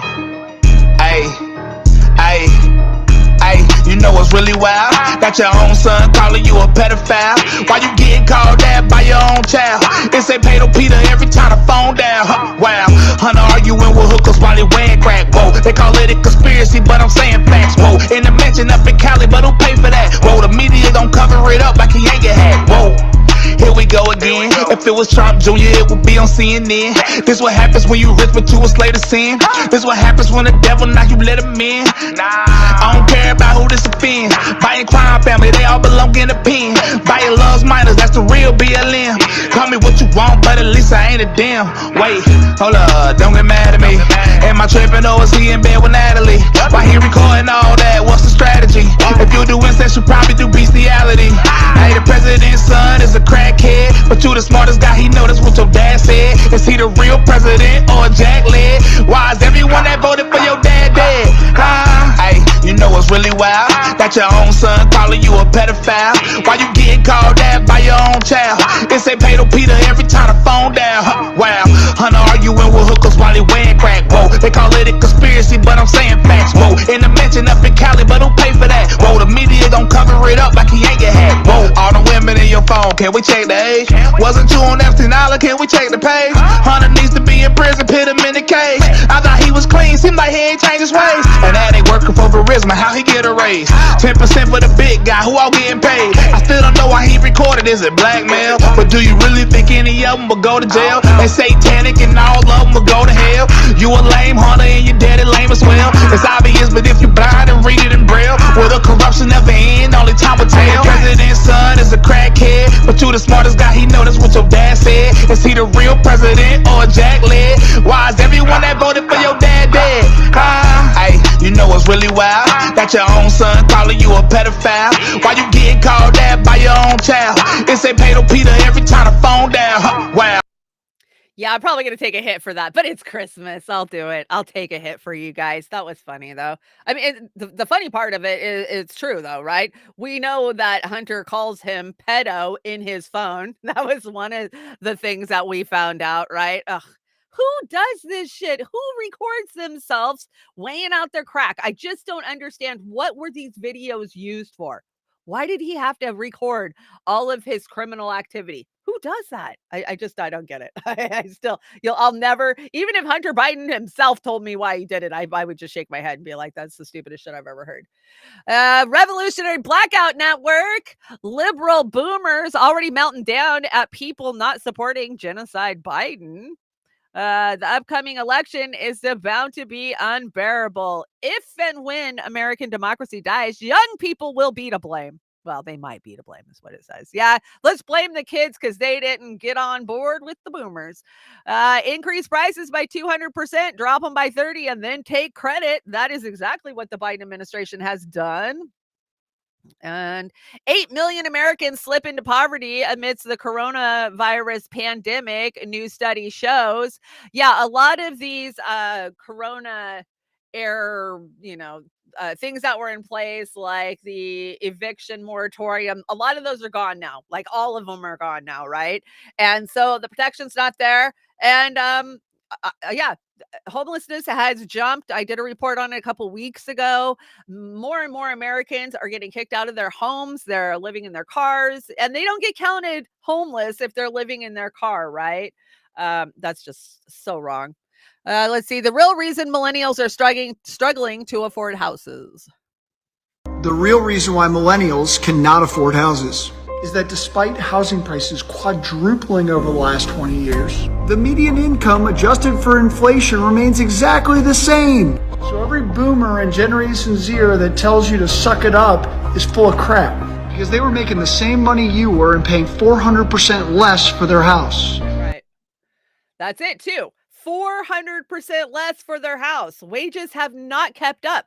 Housing costs has just shot up, right? And why is that? Well, because BlackRock is buying up all the housing now. It's just a matter of time before they own my trailer park and your trailer park too. Biden's approval ratings among small business owners hits a new low as economic message fails to sell on Main Street, CNBC survey says. Oh, no, not CNBC. 401 hardship withdrawals are on the rise. That's the worst way to tap funds, experts say. The cashing out of your 401ks, I gotta say, myself and Brave New Future, Miss Amber King, have been calling this one for the last 3 years. We warned you. They're coming for the equity in your house, and they're coming for your 401ks because there ain't nothing else left. And it's sad. I've done it. I cashed out my 401k in 2009. When I went through 2008 and lost my job because I was working for a big petro company. And now it's gone, and the government got most of the money in it, right? I had a couple, like $20,000 in there. I think I got a check for $1,000, and the rest of it all got ate up by fees. But at that time, I needed my rent paid. So, you're willing to take a $20,000 hit to stay in your house. It's happening to more and more people. If you don't have to cash out those 401k, don't do it, guys. Don't do it. Leave those in there. That's the only thing you're going to have in the future, because you ain't going to have Social Security. I hate to break it to you. And if you do, it ain't going to be enough to sustain you. Trailer park is just another tendency. Might as well live in I lost it. Sorry, Leslie. Live in a tenement apartment. Yeah, the only difference for me is that I actually own my trailer, and so I just pay for, my lot, which in some ways is better, in some ways it's not, for sure. And did you see that's Battleground State ratings, rating the economy? So out of how many source? Oh, it doesn't say how many polled. Anyways, 19% say that the economy is great or good, and 81% say that it is fair or poor. So Biden just said in that clip back there, why don't you start reporting the truth? Report on it the right way. That is the right way. You're hearing from the people. They're telling you they're hurting, and you're saying bullshit. The economy is great. We all know it's not great. This Christmas is going to go down in the Christmas history books as probably one of the hardest Christmas in, my lifetime, for sure. We got Mika. So just had a epic meltdown on live TV. Let's see her meltdown.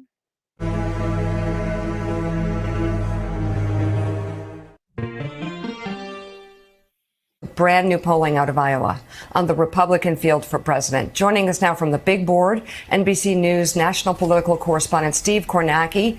Steve, what do the numbers show? We now have Donald Trump leading with an outright majority in Iowa, 51%. Ron DeSantis, a very distant second at 19. Nikki Haley, 16. Ramaswamy and Christie at 4. And there's nobody, Bob, who can do big better than me. So do everybody a favor. Just walk yourself off that stage, enjoy a nice meal, and get the hell out of this race. Oh, my God. Look at this. Donald Trump's lead. He has added 8 points to his total. DeSantis up a couple. Haley, who had been moving flat. I think it's significant because in the month leading up to this poll, you had Ron DeSantis pick up the endorsement of the governor of Iowa, the endorsement of a key evangelical leader in Iowa, got a lot of press attention for completing a 99-county tour of Iowa, had a Fox News debate against Gavin Newsom in front of millions of Republican-leaning voters, and was part of that fourth Republican debate last week that Donald Trump wasn't in. So for all those things that we thought might be giving DeSantis a boost over the last month, it is Trump, despite not participating in the debates again. It's Trump who's made the big gains. Trump who's moved to 51% in this Iowa poll. What the hell are you doing? Larry, you can't just... Oh, Larry! There is a cost to us as a news organization to knowingly broadcast untrue things. We asked folks, is your mind made up? 7 out of 10% of Trump voters in Iowa say their minds are made up. Again, more than double that of any of his nearest rivals. What do you make of these numbers? What is going on? And I understand this is Iowa we're talking about, but still, look at what's happening. You may be a Republican. You may have voted for Trump thinking this all isn't so bad. It's worse. We got to wake up. We need to wake the hell up. We're going to complete the mission. We're going to see this battle through to ultimate victory. We're going to make America great again.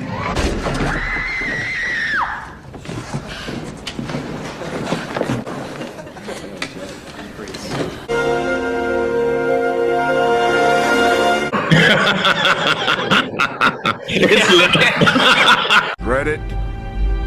That was pretty funny. That was MSNBC. So if they can't even cover up how well Trump is doing, lie about it, and gaslight, they're in deep shit. And I just found that so amusing. They're crying. And Nikki Haley, Fox is trying to say that Nikki is right on Trump's heels. That's not what I see from CNN or from, shit-live media. That's not what they're saying. So gross. So gross. Looks like Trump's got it if they don't put him in prison. Let's see. By the time I'm 67, over $600,000 will be paid into hashtag Social Security on my behalf. That money would have been worth $1.9 million if I had gotten a 5% return on it. My annual interest would have been $95K. The government promised me $3,075 a month at 67, which is $37K a year. How is this not theft? Yeah, but you're too stupid to be able to invest your own money. That's what our government has always said, right? We got to have safety social nets for those of us who are, disabled or injured or need help, even though they don't help anybody. Yeah, it is theft. The Boston Tea Party was just a couple of weeks ago, right? Last week, the week before. We've learned nothing about no representation, no taxation without representation. We don't have any representation. Are you kidding? So we don't have any say about this. But what's going to happen to Social Security, especially if Biden gets his way, right? Because he's whispered it many times that he wants to come for your Social Security. Raise the rate. 72? Is that what they wanted at 72? Yeah, okay. Well, once you turn 72, we'll give you $1,000 a month, even though you've paid in, hundreds of thousands in your lifetime. It is a scam and it is a ripoff. Let's look at national home prices since 1990. Yeah, they're up almost 400%. Isn't that disgusting? Report 44% of all single family home purchases were by private equity firms in 2023. So 44% of all of the family homes that were bought in the year of 2023 were bought by private equity firms. not by mom and dad with 3 kids trying to have a family home to raise their kids in. No, private equity, because you'll own nothing and you'll be happy, right? You'll go to work for BlackRock and you'll get your food from them. You'll get your housing from them. If you're lucky, you'll get some kind of vehicle or mode of transportation from them, and you'll be happy about it. I brought you guys a United spot. Merry Christmas. It's that time. Christmas time is here. The peasants all know about this crappy time of year. Here's that Jess. Biden's on his way. Hip hip hooray for Christmas inflation. Got a ton of money to spend today. Now it's getting closer, I can wait. Gonna make this peasant as broke as they could be. Just wait and see this Christmas inflation. Excuse me, sir, but if you don't put on a jacket, I'm gonna freeze up here. So, how am I doing? You're doing a great job, Joe. It's almost like I'm still the president. Oh, thanks, Mr. Cosby. Hey, what's wrong, Hunter? I just feel like you love your new puppy more than me, Dad. Oh, honey, I just got the puppy to raise my approval ratings. Well, did it work? No, no, it didn't. So, plan B, I gotta get Jill pregnant. Well, everybody loves a baby. Yeah. I'm gonna tell you right now, you better get it right now, or this gonna be the coldest Christmas you ever seen. You're gonna in for a problem. End quote. Damn it! What's wrong, Dad? Oh, the damn puppet pooped on the carpet again. Aw, he pooped right next to you. Hey, son, what's all over your face? You been playing in the snow again? Yeah. Hey, Nancy, you want to say grace? Bow, you peasants!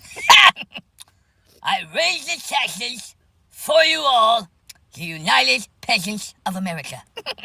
And into our wallets, your money goes. Higher inflation with money and power for all.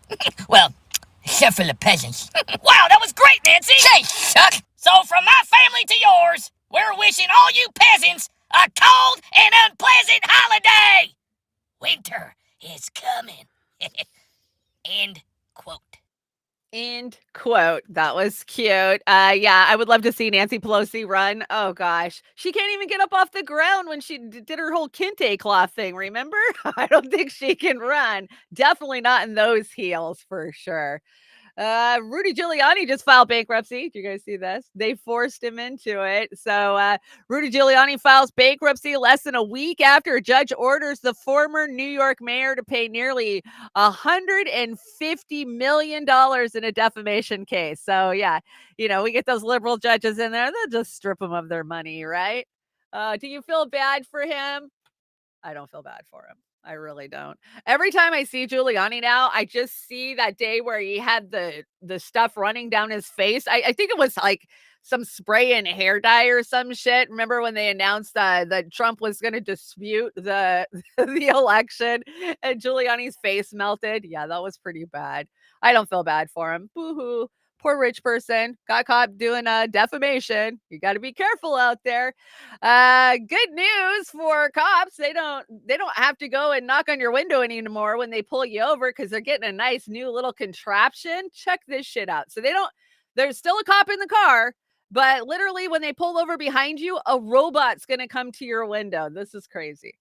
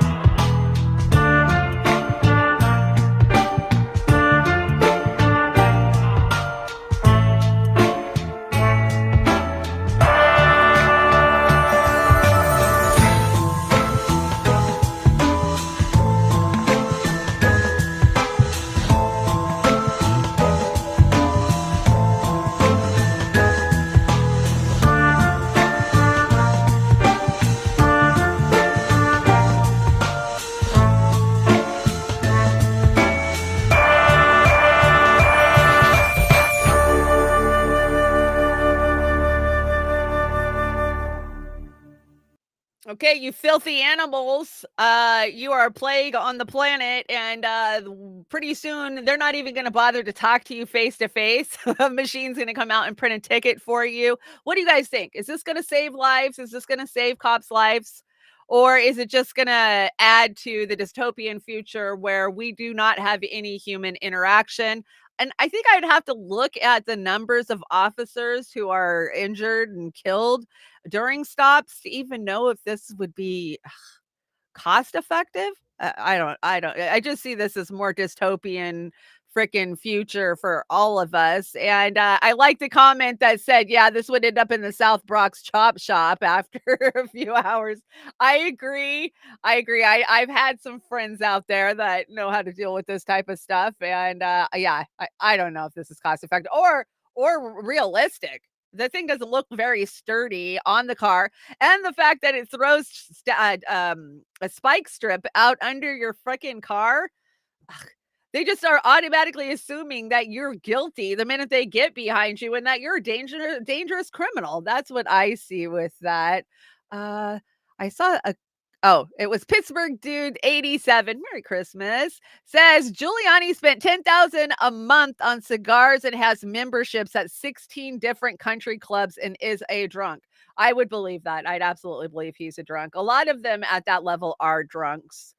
Coming from a long family of drunks, I could say that. Okay, so this one, I have gone back and forth with this. Am I going to play it? I'll probably take a hit. I cut the first minute and a half out of it, so I hope I skipped the part that I would take a hit for, but screw it. We're just going to do it. Merry Christmas from Klaus Schwab. Police at your door. Police at your door. Police at your door. Growing your own food is not allowed anymore. You better not ask or lift an eyebrow why people are dying suddenly now. Cancer Claus is coming to town.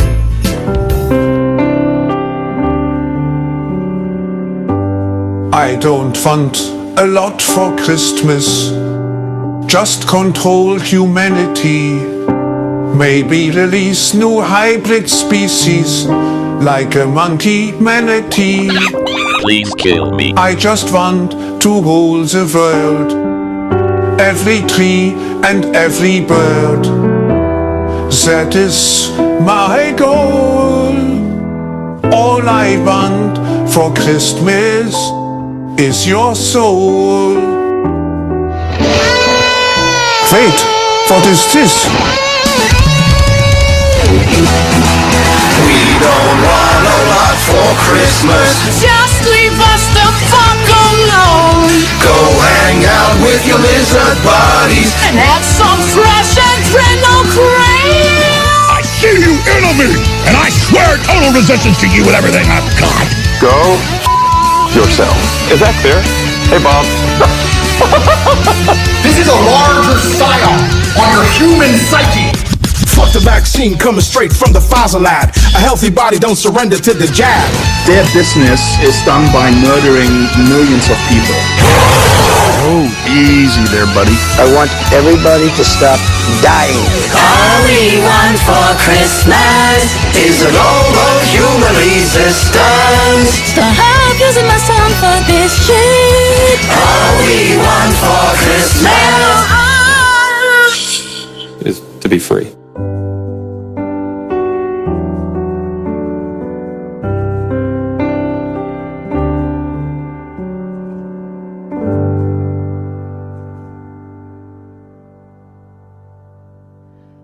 So worth it if I take a hit for that. That was funny. I like I said, I had to cut the first minute and a half out of it just for, medical misinformation. So hopefully I don't take one, but that was funny. So it was worth it. Merry Christmas, guys.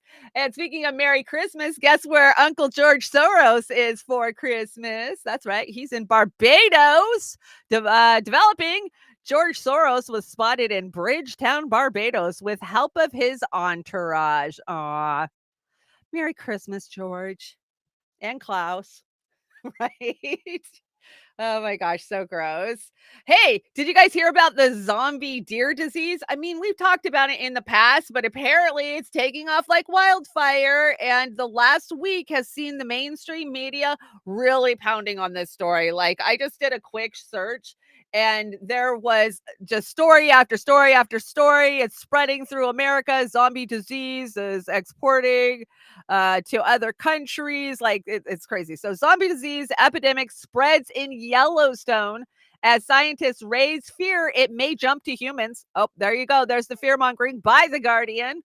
Warning that this slow moving disaster in North America raises chances of a fatal mad cow type disease jumping species barrier.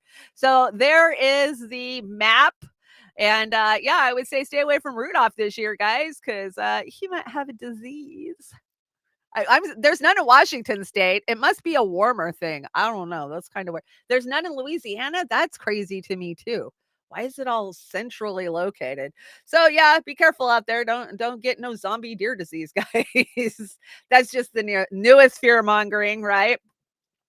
This was a holdover from Beauty and the Boomer. If you didn't see, we crashed really hard as we launched on Saturday night, so it cut into our time. So I brought a few things over from the deck, and this is a poem about surveillance.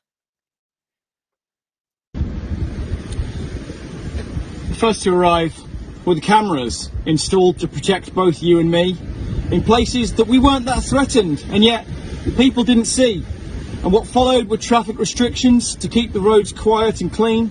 The maths didn't add up, nor the science, but still, the people didn't see. And next came the 15-minute neighbourhoods to make our lives easier, decreed. To some, it seemed like restrictions, but still, the people didn't see. And then came the digital ID, so convenient, easy and free. Your life in one chip on a mainframe, and still, the people didn't see. The cars they sold were electric, all wired to the government PC, and they switched off the driving on Sundays, and still, the people didn't see. And the banks moved their money to digital, and the government banned cash the next week, and the ability to fly was restricted, and still, the people didn't see. They linked up your money and profile to the ID on the government PC, and connected it to social media, and still, the people didn't see. And then came a new cure, a new virus, safe and effective and free. They linked these jabs to your profile and connected the government PC. And when the people were locked in their cities, policed by their digital ID, unable to visit their loved ones, now, finally, the people can see. Restricted and tracked with no money. To go further, a permit you'll need, contained in your digital city. Oh, why did the people not see? These steps they've sold us as progress never looked to be quite what they seemed. And if you don't ask the questions in protest, then your children will never know free. There's no adverts on this video, so please get it shared.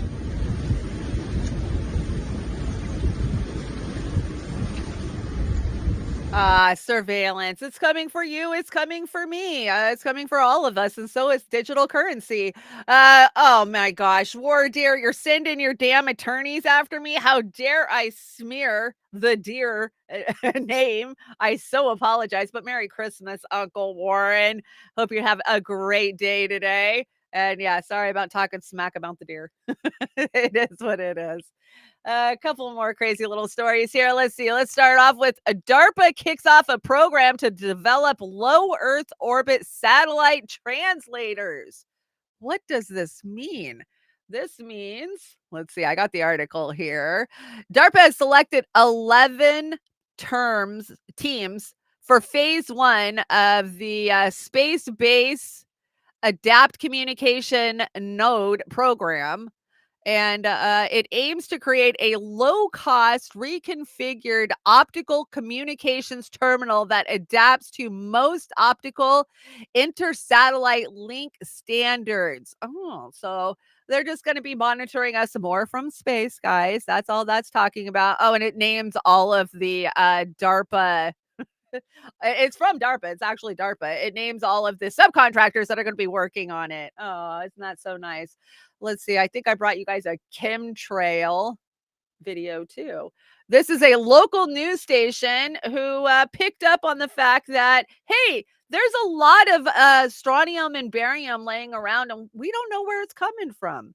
It's coming from the sky. Look up. Substance found by a Southwest Arkansas man be part of a government test? Well, that's the question at the heart of a phenomenon called chemtrails, now getting widespread attention. Well, tonight, KSLA News 12 investigation reporter Jeff Farrell shows us the results of testing we had done about what's in our skies. It seemed like some mornings it was just crisscrossing the whole sky. It was just like a giant checkerboard. Bill Nichols snapped several photos of the strange clouds from his home in Stamps, Arkansas. They begin as normal contrails from a jet engine, but do not fade away like a normal contrail. Soon after, he saw particles in the air. You know, because we'd see it drop to the ground in a haze. Nichols then noticed the material collecting on the ground. This is water and stuff that I collected in bowls. I had it set out in my backyard on my dad's pickup truck. KSLA News 12 had the sample tested at a lab. The results?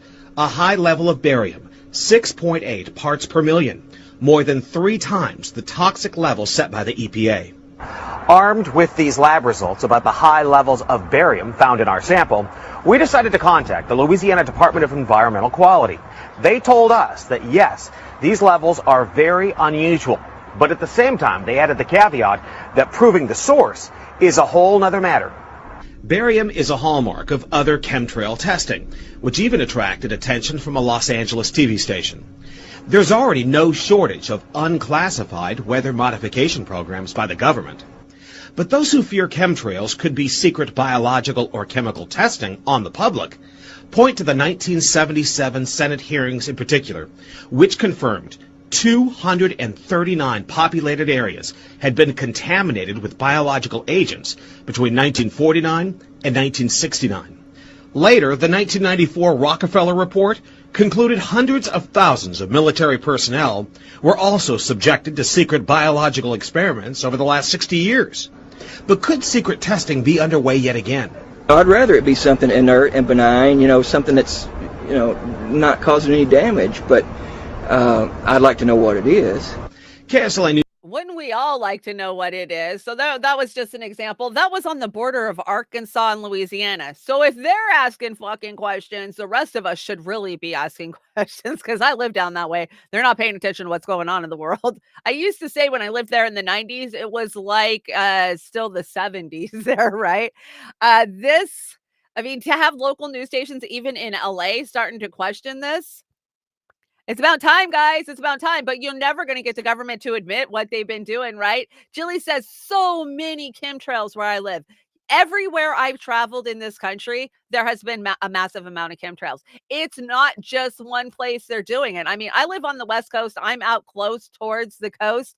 And it seems like we get hit pretty hard because they're trying to push the weather inland. So we definitely get hit hard out on the West Coast, but I have seen it. I've seen it all over this country. I've seen it in Arizona. I've seen it in DC. I've seen it in Philly. I've seen it in Chicago. It's everywhere. Everywhere. They're dumping this shit everywhere. Oh, you're just a crazy conspiracy theorist. Your government would not do that to you. Your government would never poison you. Yeah, I like your comment about on the, well, where'd it go? On the first day of Harpmas, my government gave to me more toxic air. Yeah, exactly. That's what we get for Christmas. But hey, great news. Climate scientists warn that all of the Super Mario levels will be underwater by 2025. Oh, man. They're the hardest levels, so that's not going to be fun at all. You guys play Super Mario? I did when I was a kid, for sure. I'm not so much a gamer anymore because I do this all day. Let's see. Who was right? Journalists versus conspiracy theorists. Hunter Biden's laptop. Yep. Vaccine. Well, I don't know. Planned. They're safe and effective. Remember, the vaccine is safe and effective on YouTube. On YouTube land, it's always safe and effective. The pandemic, lockdowns. Yeah, the horse dewormer. Yeah, unless,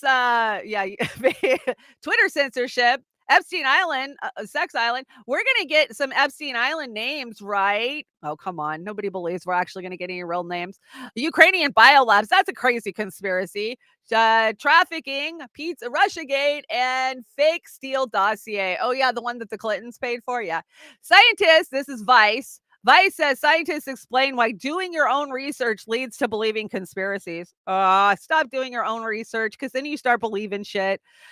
Researchers found that people searching misinformation online risk falling into a data voids that increase their belief in conspiracy theories. So every time you go out there and you do your own little research to find out what's going on in the world, you're in a data void. So you know, and you're more prone to believing conspiracies. What a fucking joke. Whatever. Keep doing your own research. Keep educating yourself. Don't listen to these asshats. I figured it's Christmas. We should hear from John McAfee. Let's see. Democrats released a blank, used it to blank an election, and then had the FBI dress as blanks and blank an insurrection. And everybody knows it. Now, you guys remember the Mad Lib game. We love the Mad Lib game. You could go ahead and fill those little blanks in with whatever you want. It still reads the same, right? Absolutely. Let's hear about Faraday cages. Is it time to live in a Faraday cage? I live in a Faraday cage. I got to say, I actually like it. My phone doesn't work on my house. I don't get any service. I live in a big metal box. My mobile is one of the older ones with, aluminum tin, whatever around me. And it blocks all the signal. Now, back in the very early days of cell phone, my mom lived here. Her cell phones never worked. And I always just thought it was whatever brand of cell phone she had, or, technology, she didn't get it, whatever. But since I've lived here now for almost 10 years, yes, nothing works inside my Faraday box. So how do you build a Faraday box? People are asking what this cage of tin foil and metal is all about that's around me. It's a Faraday cage. A Faraday cage is a cage which emits no signal, and no signal can enter. And you can see here, it's all around, including the floor, all metal, and the ceiling. Why am I doing this? Why am I going to this trouble? Oh, in addition to the Faraday cage, we have an 8-channel scrambler, which you can see here, I hope, which prevents any signal from getting into this room or leaving this room, just in case the Faraday cage fails. Why am I doing this? Because I am an escaped slave. A slave to the system that escaped, and I have a loud voice. You think you're not slaves, but you are. The 9-to-5 existence of your current lives is structured by the American industrial corporate complex, complicit with our government. You need to free yourselves from this, not as me. You don't have to go out and risk yourself by speaking out loudly, but free yourselves. This is not what life is. This is not what life is. Life is a great mystery, a glorious, unbelievably mysterious, beautiful existence if you are free from those who control you, provide you with propaganda, lie to you, deceive you. Everyone is looking for this escaped slave. I will not be found, and I will continue to speak. Thank you for listening. Rest in peace, John McAfee. Whether you believe he is still on this planet or if he is gone. And DC, excellent point. DC says, how the hell is he live streaming if he's in a Faraday box? I don't know. If he was alive, we'd ask him, right? How did he do that? I don't think he was actually. Some signal was getting out, obviously. But hey, it's an idea. We have to find ways to try to protect ourselves. We have those smart meters where I live, and the smart meter at my aunt's house is literally directly behind his head where he sleeps, where my nephew sleeps. And I was there for Christmas, and I noticed that they had put tinfoil up on that wall to try to block whatever is coming off of that smart meter. And you can call us crazy and kooky and whatnot. But if we think we're protecting ourselves, then let them do it, right? That's what I say. No laughing matter. Why it's time to cancel Facebook's haha reaction. You guys are misusing the Facebook haha reaction. It was developed to enable users to express laughter, but it has been turned into an emoji of ridicule and scorn. I'll admit it. I do it. I admit it. I use the laughter button as ridicule and scorn. I do. When I see something just so preposterous, like, okay, I'll give you an example of how I used it this week. RFK Jr. is doing his day of falconry with the peasants, with one peasant. And as soon as I saw it show up in my Facebook scroll, I had to put a laughy face on it. It's fucking funny. Like, this guy is so out of fucking touch with the everyday people. He's been living in the Kennedy compound so long that he thinks a day of falconry is a way to connect with the everyday people. That made me laugh. So, okay, stop using it to ridicule and scorn people, guys, or they're gonna get rid of it. You know, wow, stupid. Let's look at some symbolism. You guys are so smart when it comes to the symbolism. You guys shock me daily. Can you spot the Freemason from the Patriots? Oh, come on. I don't know. Either of them are Patriots, but definitely one of them's a Freemason. Yeah, they always do that in the shirt thing. I don't know why. It has something to do with their code. Maybe someday I'll figure out the actual meaning behind it. But since we're talking about symbolism, let's talk about the rabbit ears. You guys know about the adrenochrome rabbit ears? Well, here's a good little breakdown. This is why adrenochrome symbolizes the bunny. This is the chemical compound formula. Now, I have seen this multiple times, not just this meme, but I have seen this talked about. I mean, I'm not a chemist. I can't tell you if this is the correct compound formula for adrenochrome. I would love it if some chemist out there would say yay or nay to me and let me know. But this is why all the Hollywood stars wear these damn bunny ears. That's what the whole bunny ear thing was about. They imply anyways, right? They have their codes, they have their symbolism, and bunny ears is a code for them. Just like pizza, hot dogs, you know. We've talked about it many times. It is Christmas. Hey guys, you know what? There's a rare full moon tonight. I know we get told this every Christmas, but this one really is December 25th. Oh, this is 2015. There, see, right there. I always tell you guys, check your dates. Check your dates. I didn't check the dates on that one. So there was a full moon on Christmas in 2015. Who remembers it?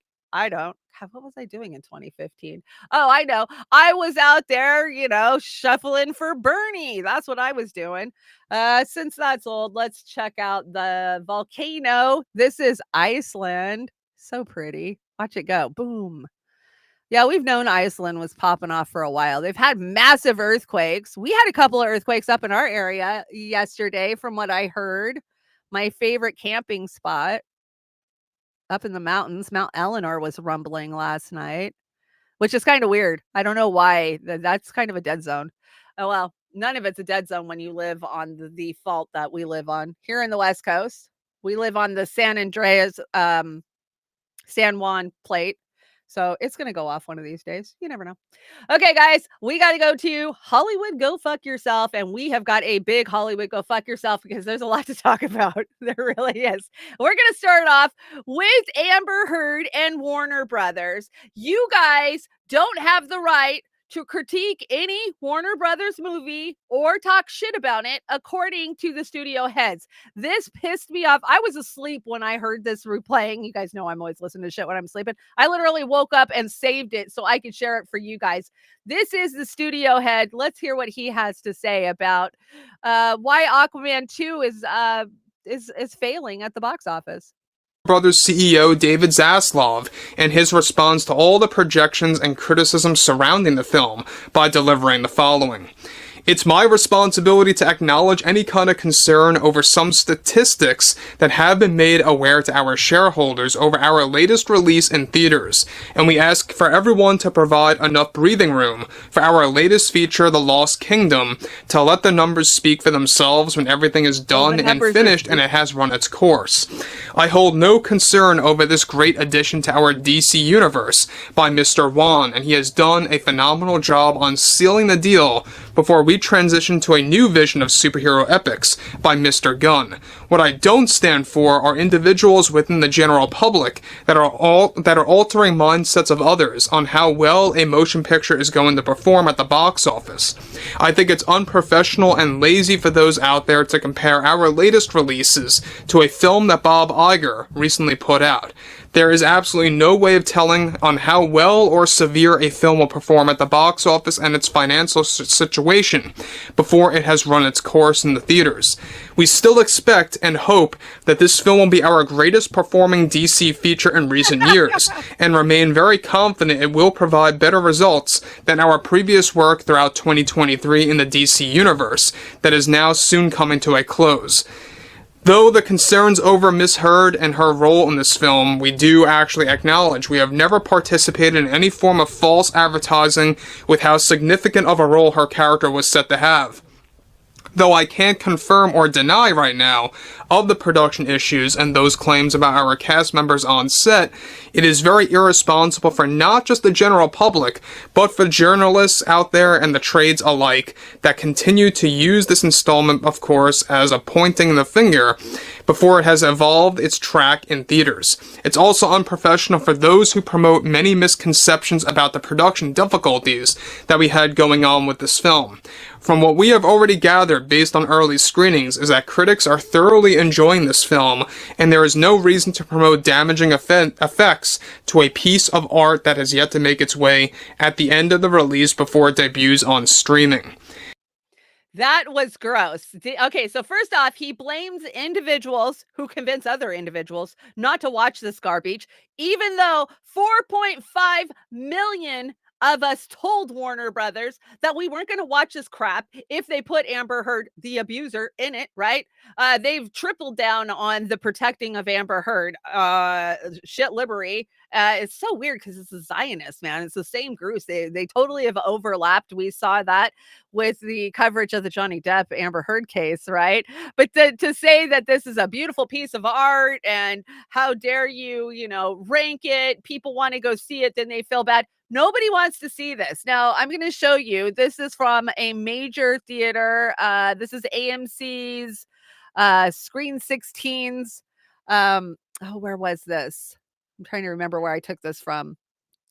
It wasn't New York. Maybe it was a California showing of it. Look at this shit. Look at how many seats they sold.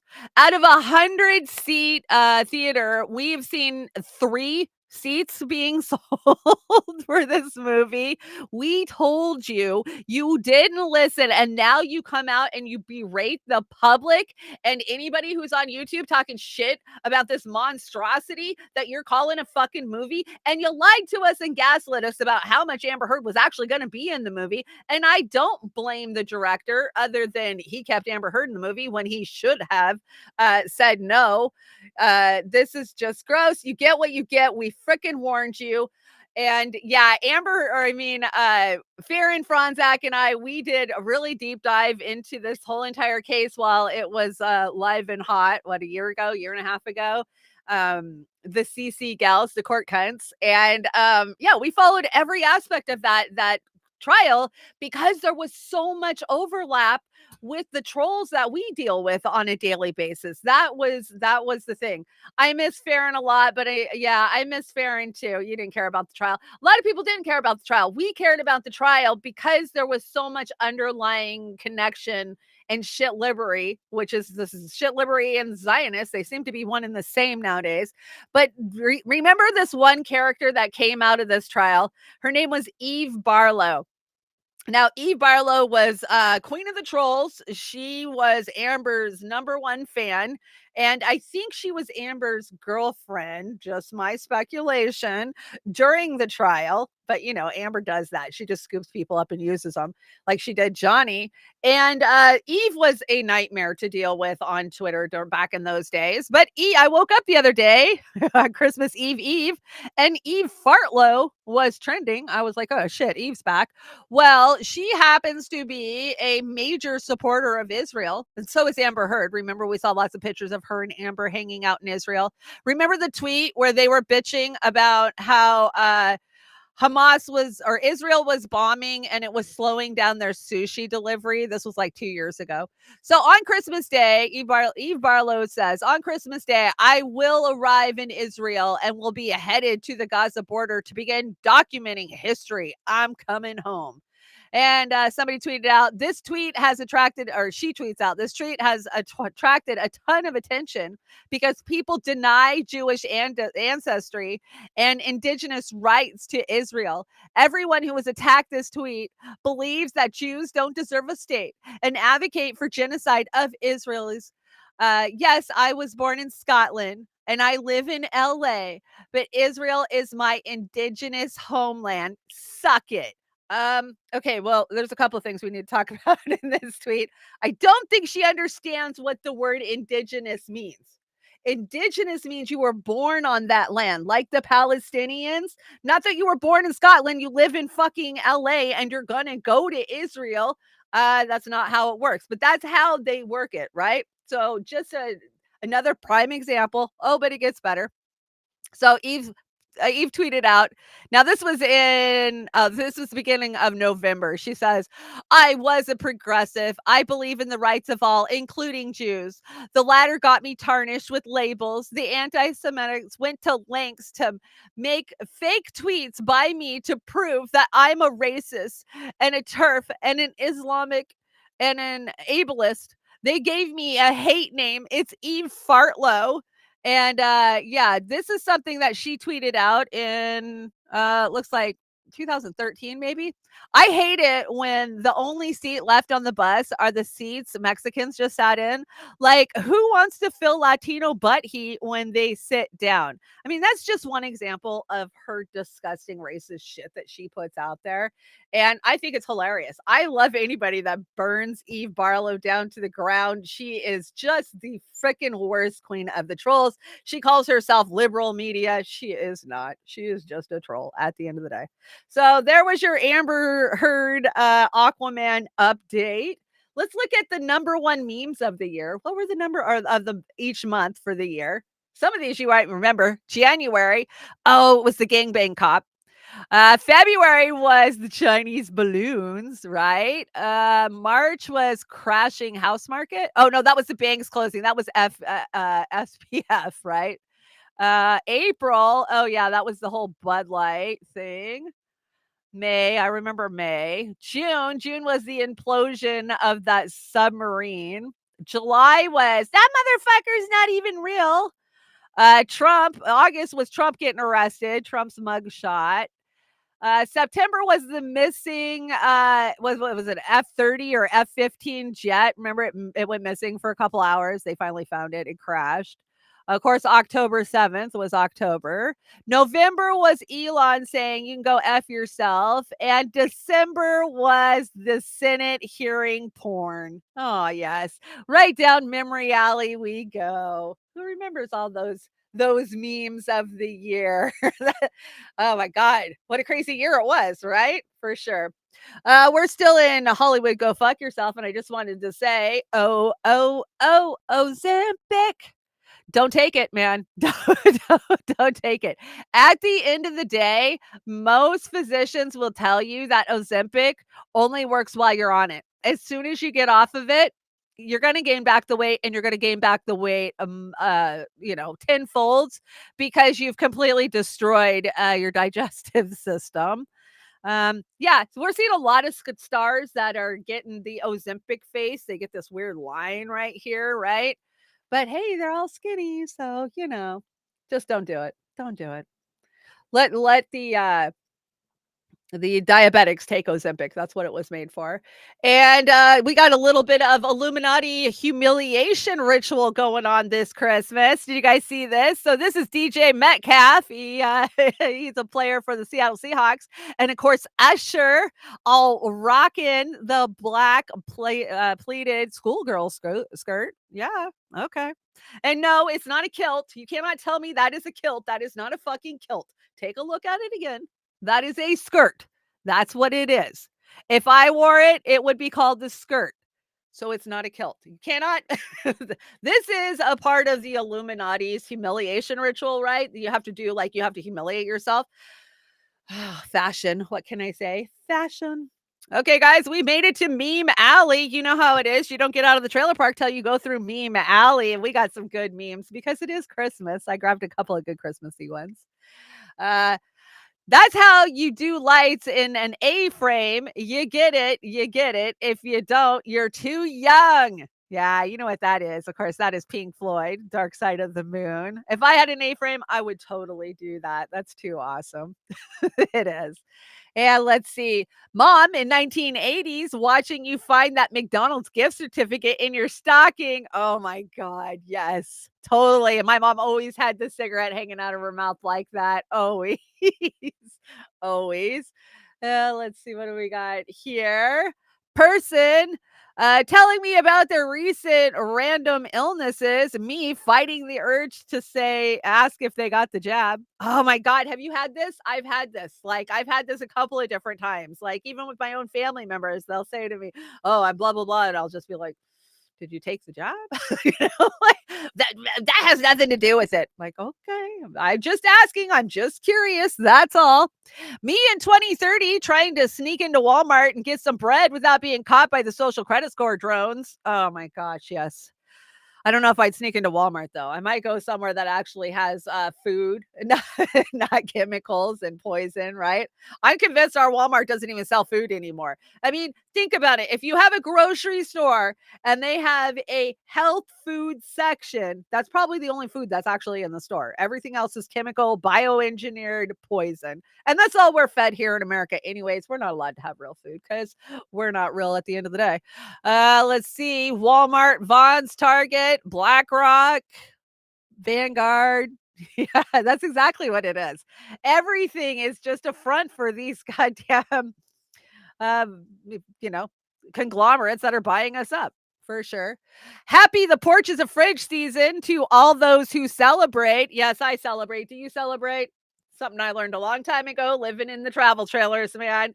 When it's cold outside, just set that shit out on the porch. It will keep it cold for you. Or you can dig a hole. We've been doing that one too. I love this one. When people ask what's wrong with me, this was my childhood. And I would say yes, but it is missing somebody important, and that is Bill Hicks. So let me put my glasses on so I can read this. Bill Hicks says, I'll show you politics in America. Here it is right here. I think the puppet on the right shares my beliefs. I think the puppet on the left is more like my liking. Hey, wait a minute. There's one guy holding out both puppets. Shut up. Go back to bed, America. Your government is in control. Here's the love connection. Watch this and get fat and stupid. By the way, keep drinking beer, you fucking morons. Yeah, Bill Hicks. That's what's wrong with my generation, right? Absolutely. We do have a few of these still out there, a few truth tellers, but boy, we sure miss the ones, right?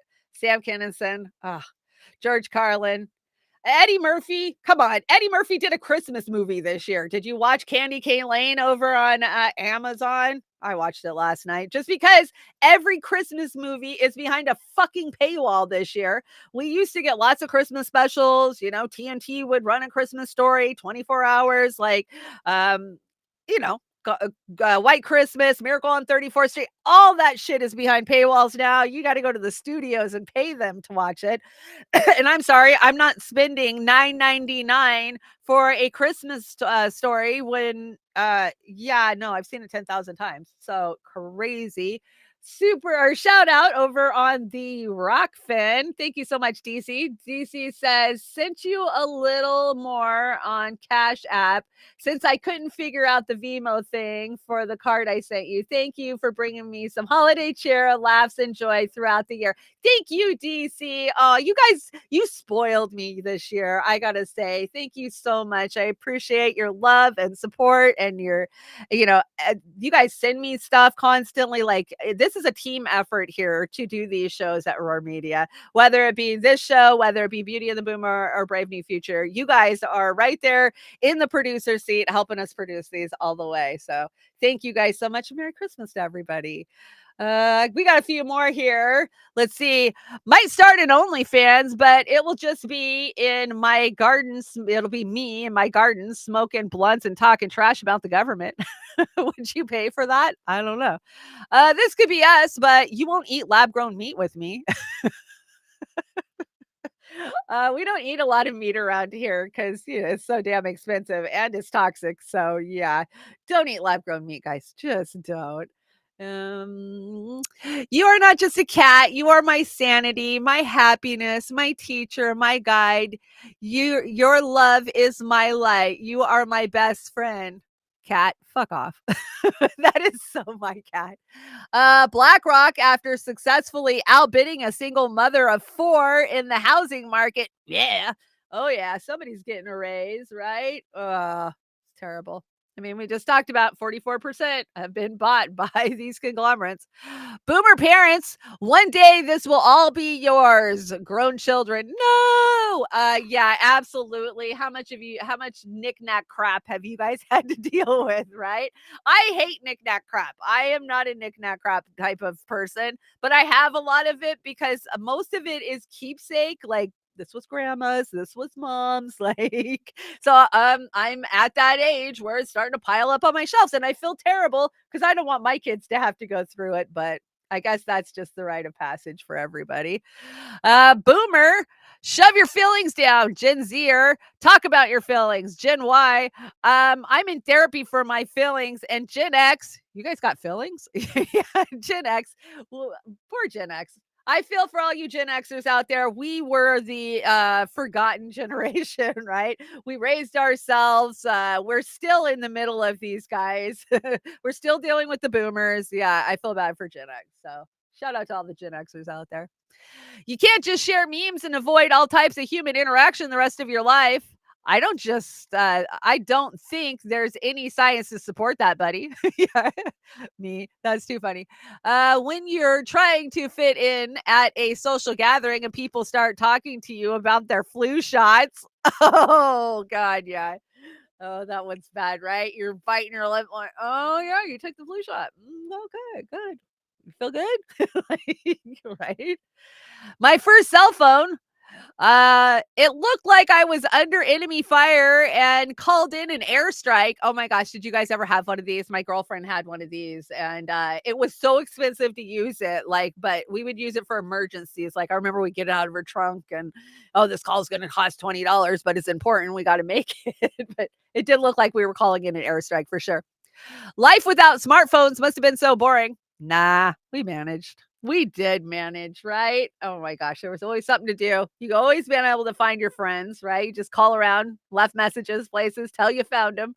We managed. I was watching that Leave the World Behind, the Julia Roberts movie the other day, and you see Ethan Hawke's character leave the house and he's supposed to drive to the nearest little town and get information. Well, the guy can't even get there because he relies on the GPS. Don't rely on your GPS. Know where you're going, know how you're getting there, and how to get back. How stupid. It's just stupid that we have to tell people that. Like, you should know where you're going and not depend on your GPS, because what if your GPS doesn't work someday, right? Always smart to have another plan. This is your gardening meme. Let's raise kids who can name more plants and animals than celebrities and band names. Oh, heck yeah. Everyone is like, if I was rich, I'd buy designer clothes and diamonds. And I'm over here like, I'd buy a greenhouse. I would buy a greenhouse. I bought one of those little plasticky greenhouses where it's like a bunch of poles and you put it together and then you put plastic over it. It works great for my starts. But the problem is a big windstorm came along and now it's gone. It broke into a million pieces. So I guess I got to go buy me another one of those. They work great for starts though. Those little, plasticky ones. Okay, guys, I think we made it through Christmas morning. I hope you had some Joeys in your cup for this morning. I know I did. And some of you out there got Joeys for Christmas. So thank you, Joey, for making all of our Christmas morning. And Oz and I are going to be doing our New Year's special. We do a big New Year's special every year, and this year is no different. You can join us Saturday night, so it'll be New Year's Eve. So that way you have New Year's Eve open to go kiss somebody. Beauty and the Boomer after dark. Yeah, it's going to be fun. I have it. Apparently, we're starting a new deck, so this will be exciting. It'll be a complete new deck, which means all new refaces, all new memes. Like, I got to get my butt started on it because it's going to take a while.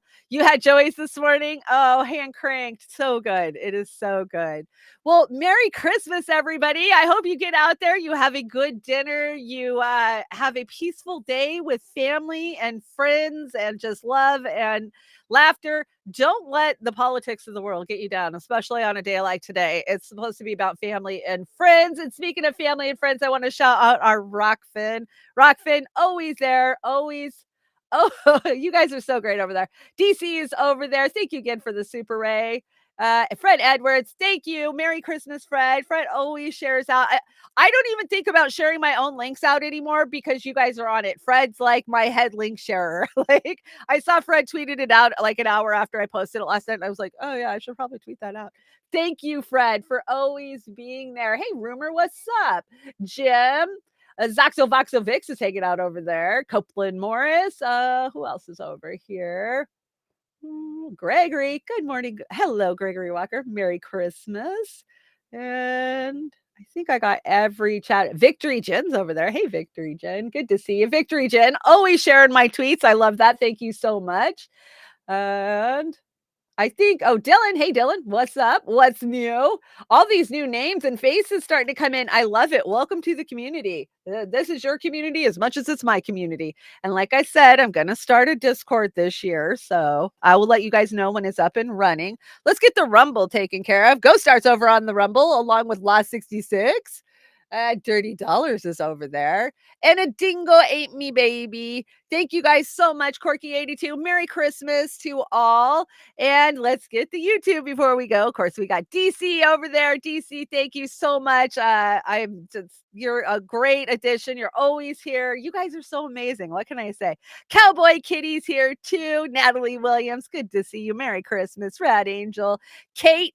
Let's see. Salty's Digital Dive. Midnight Karma. Always need that Midnight Karma. Thank you so much. Kill your gross.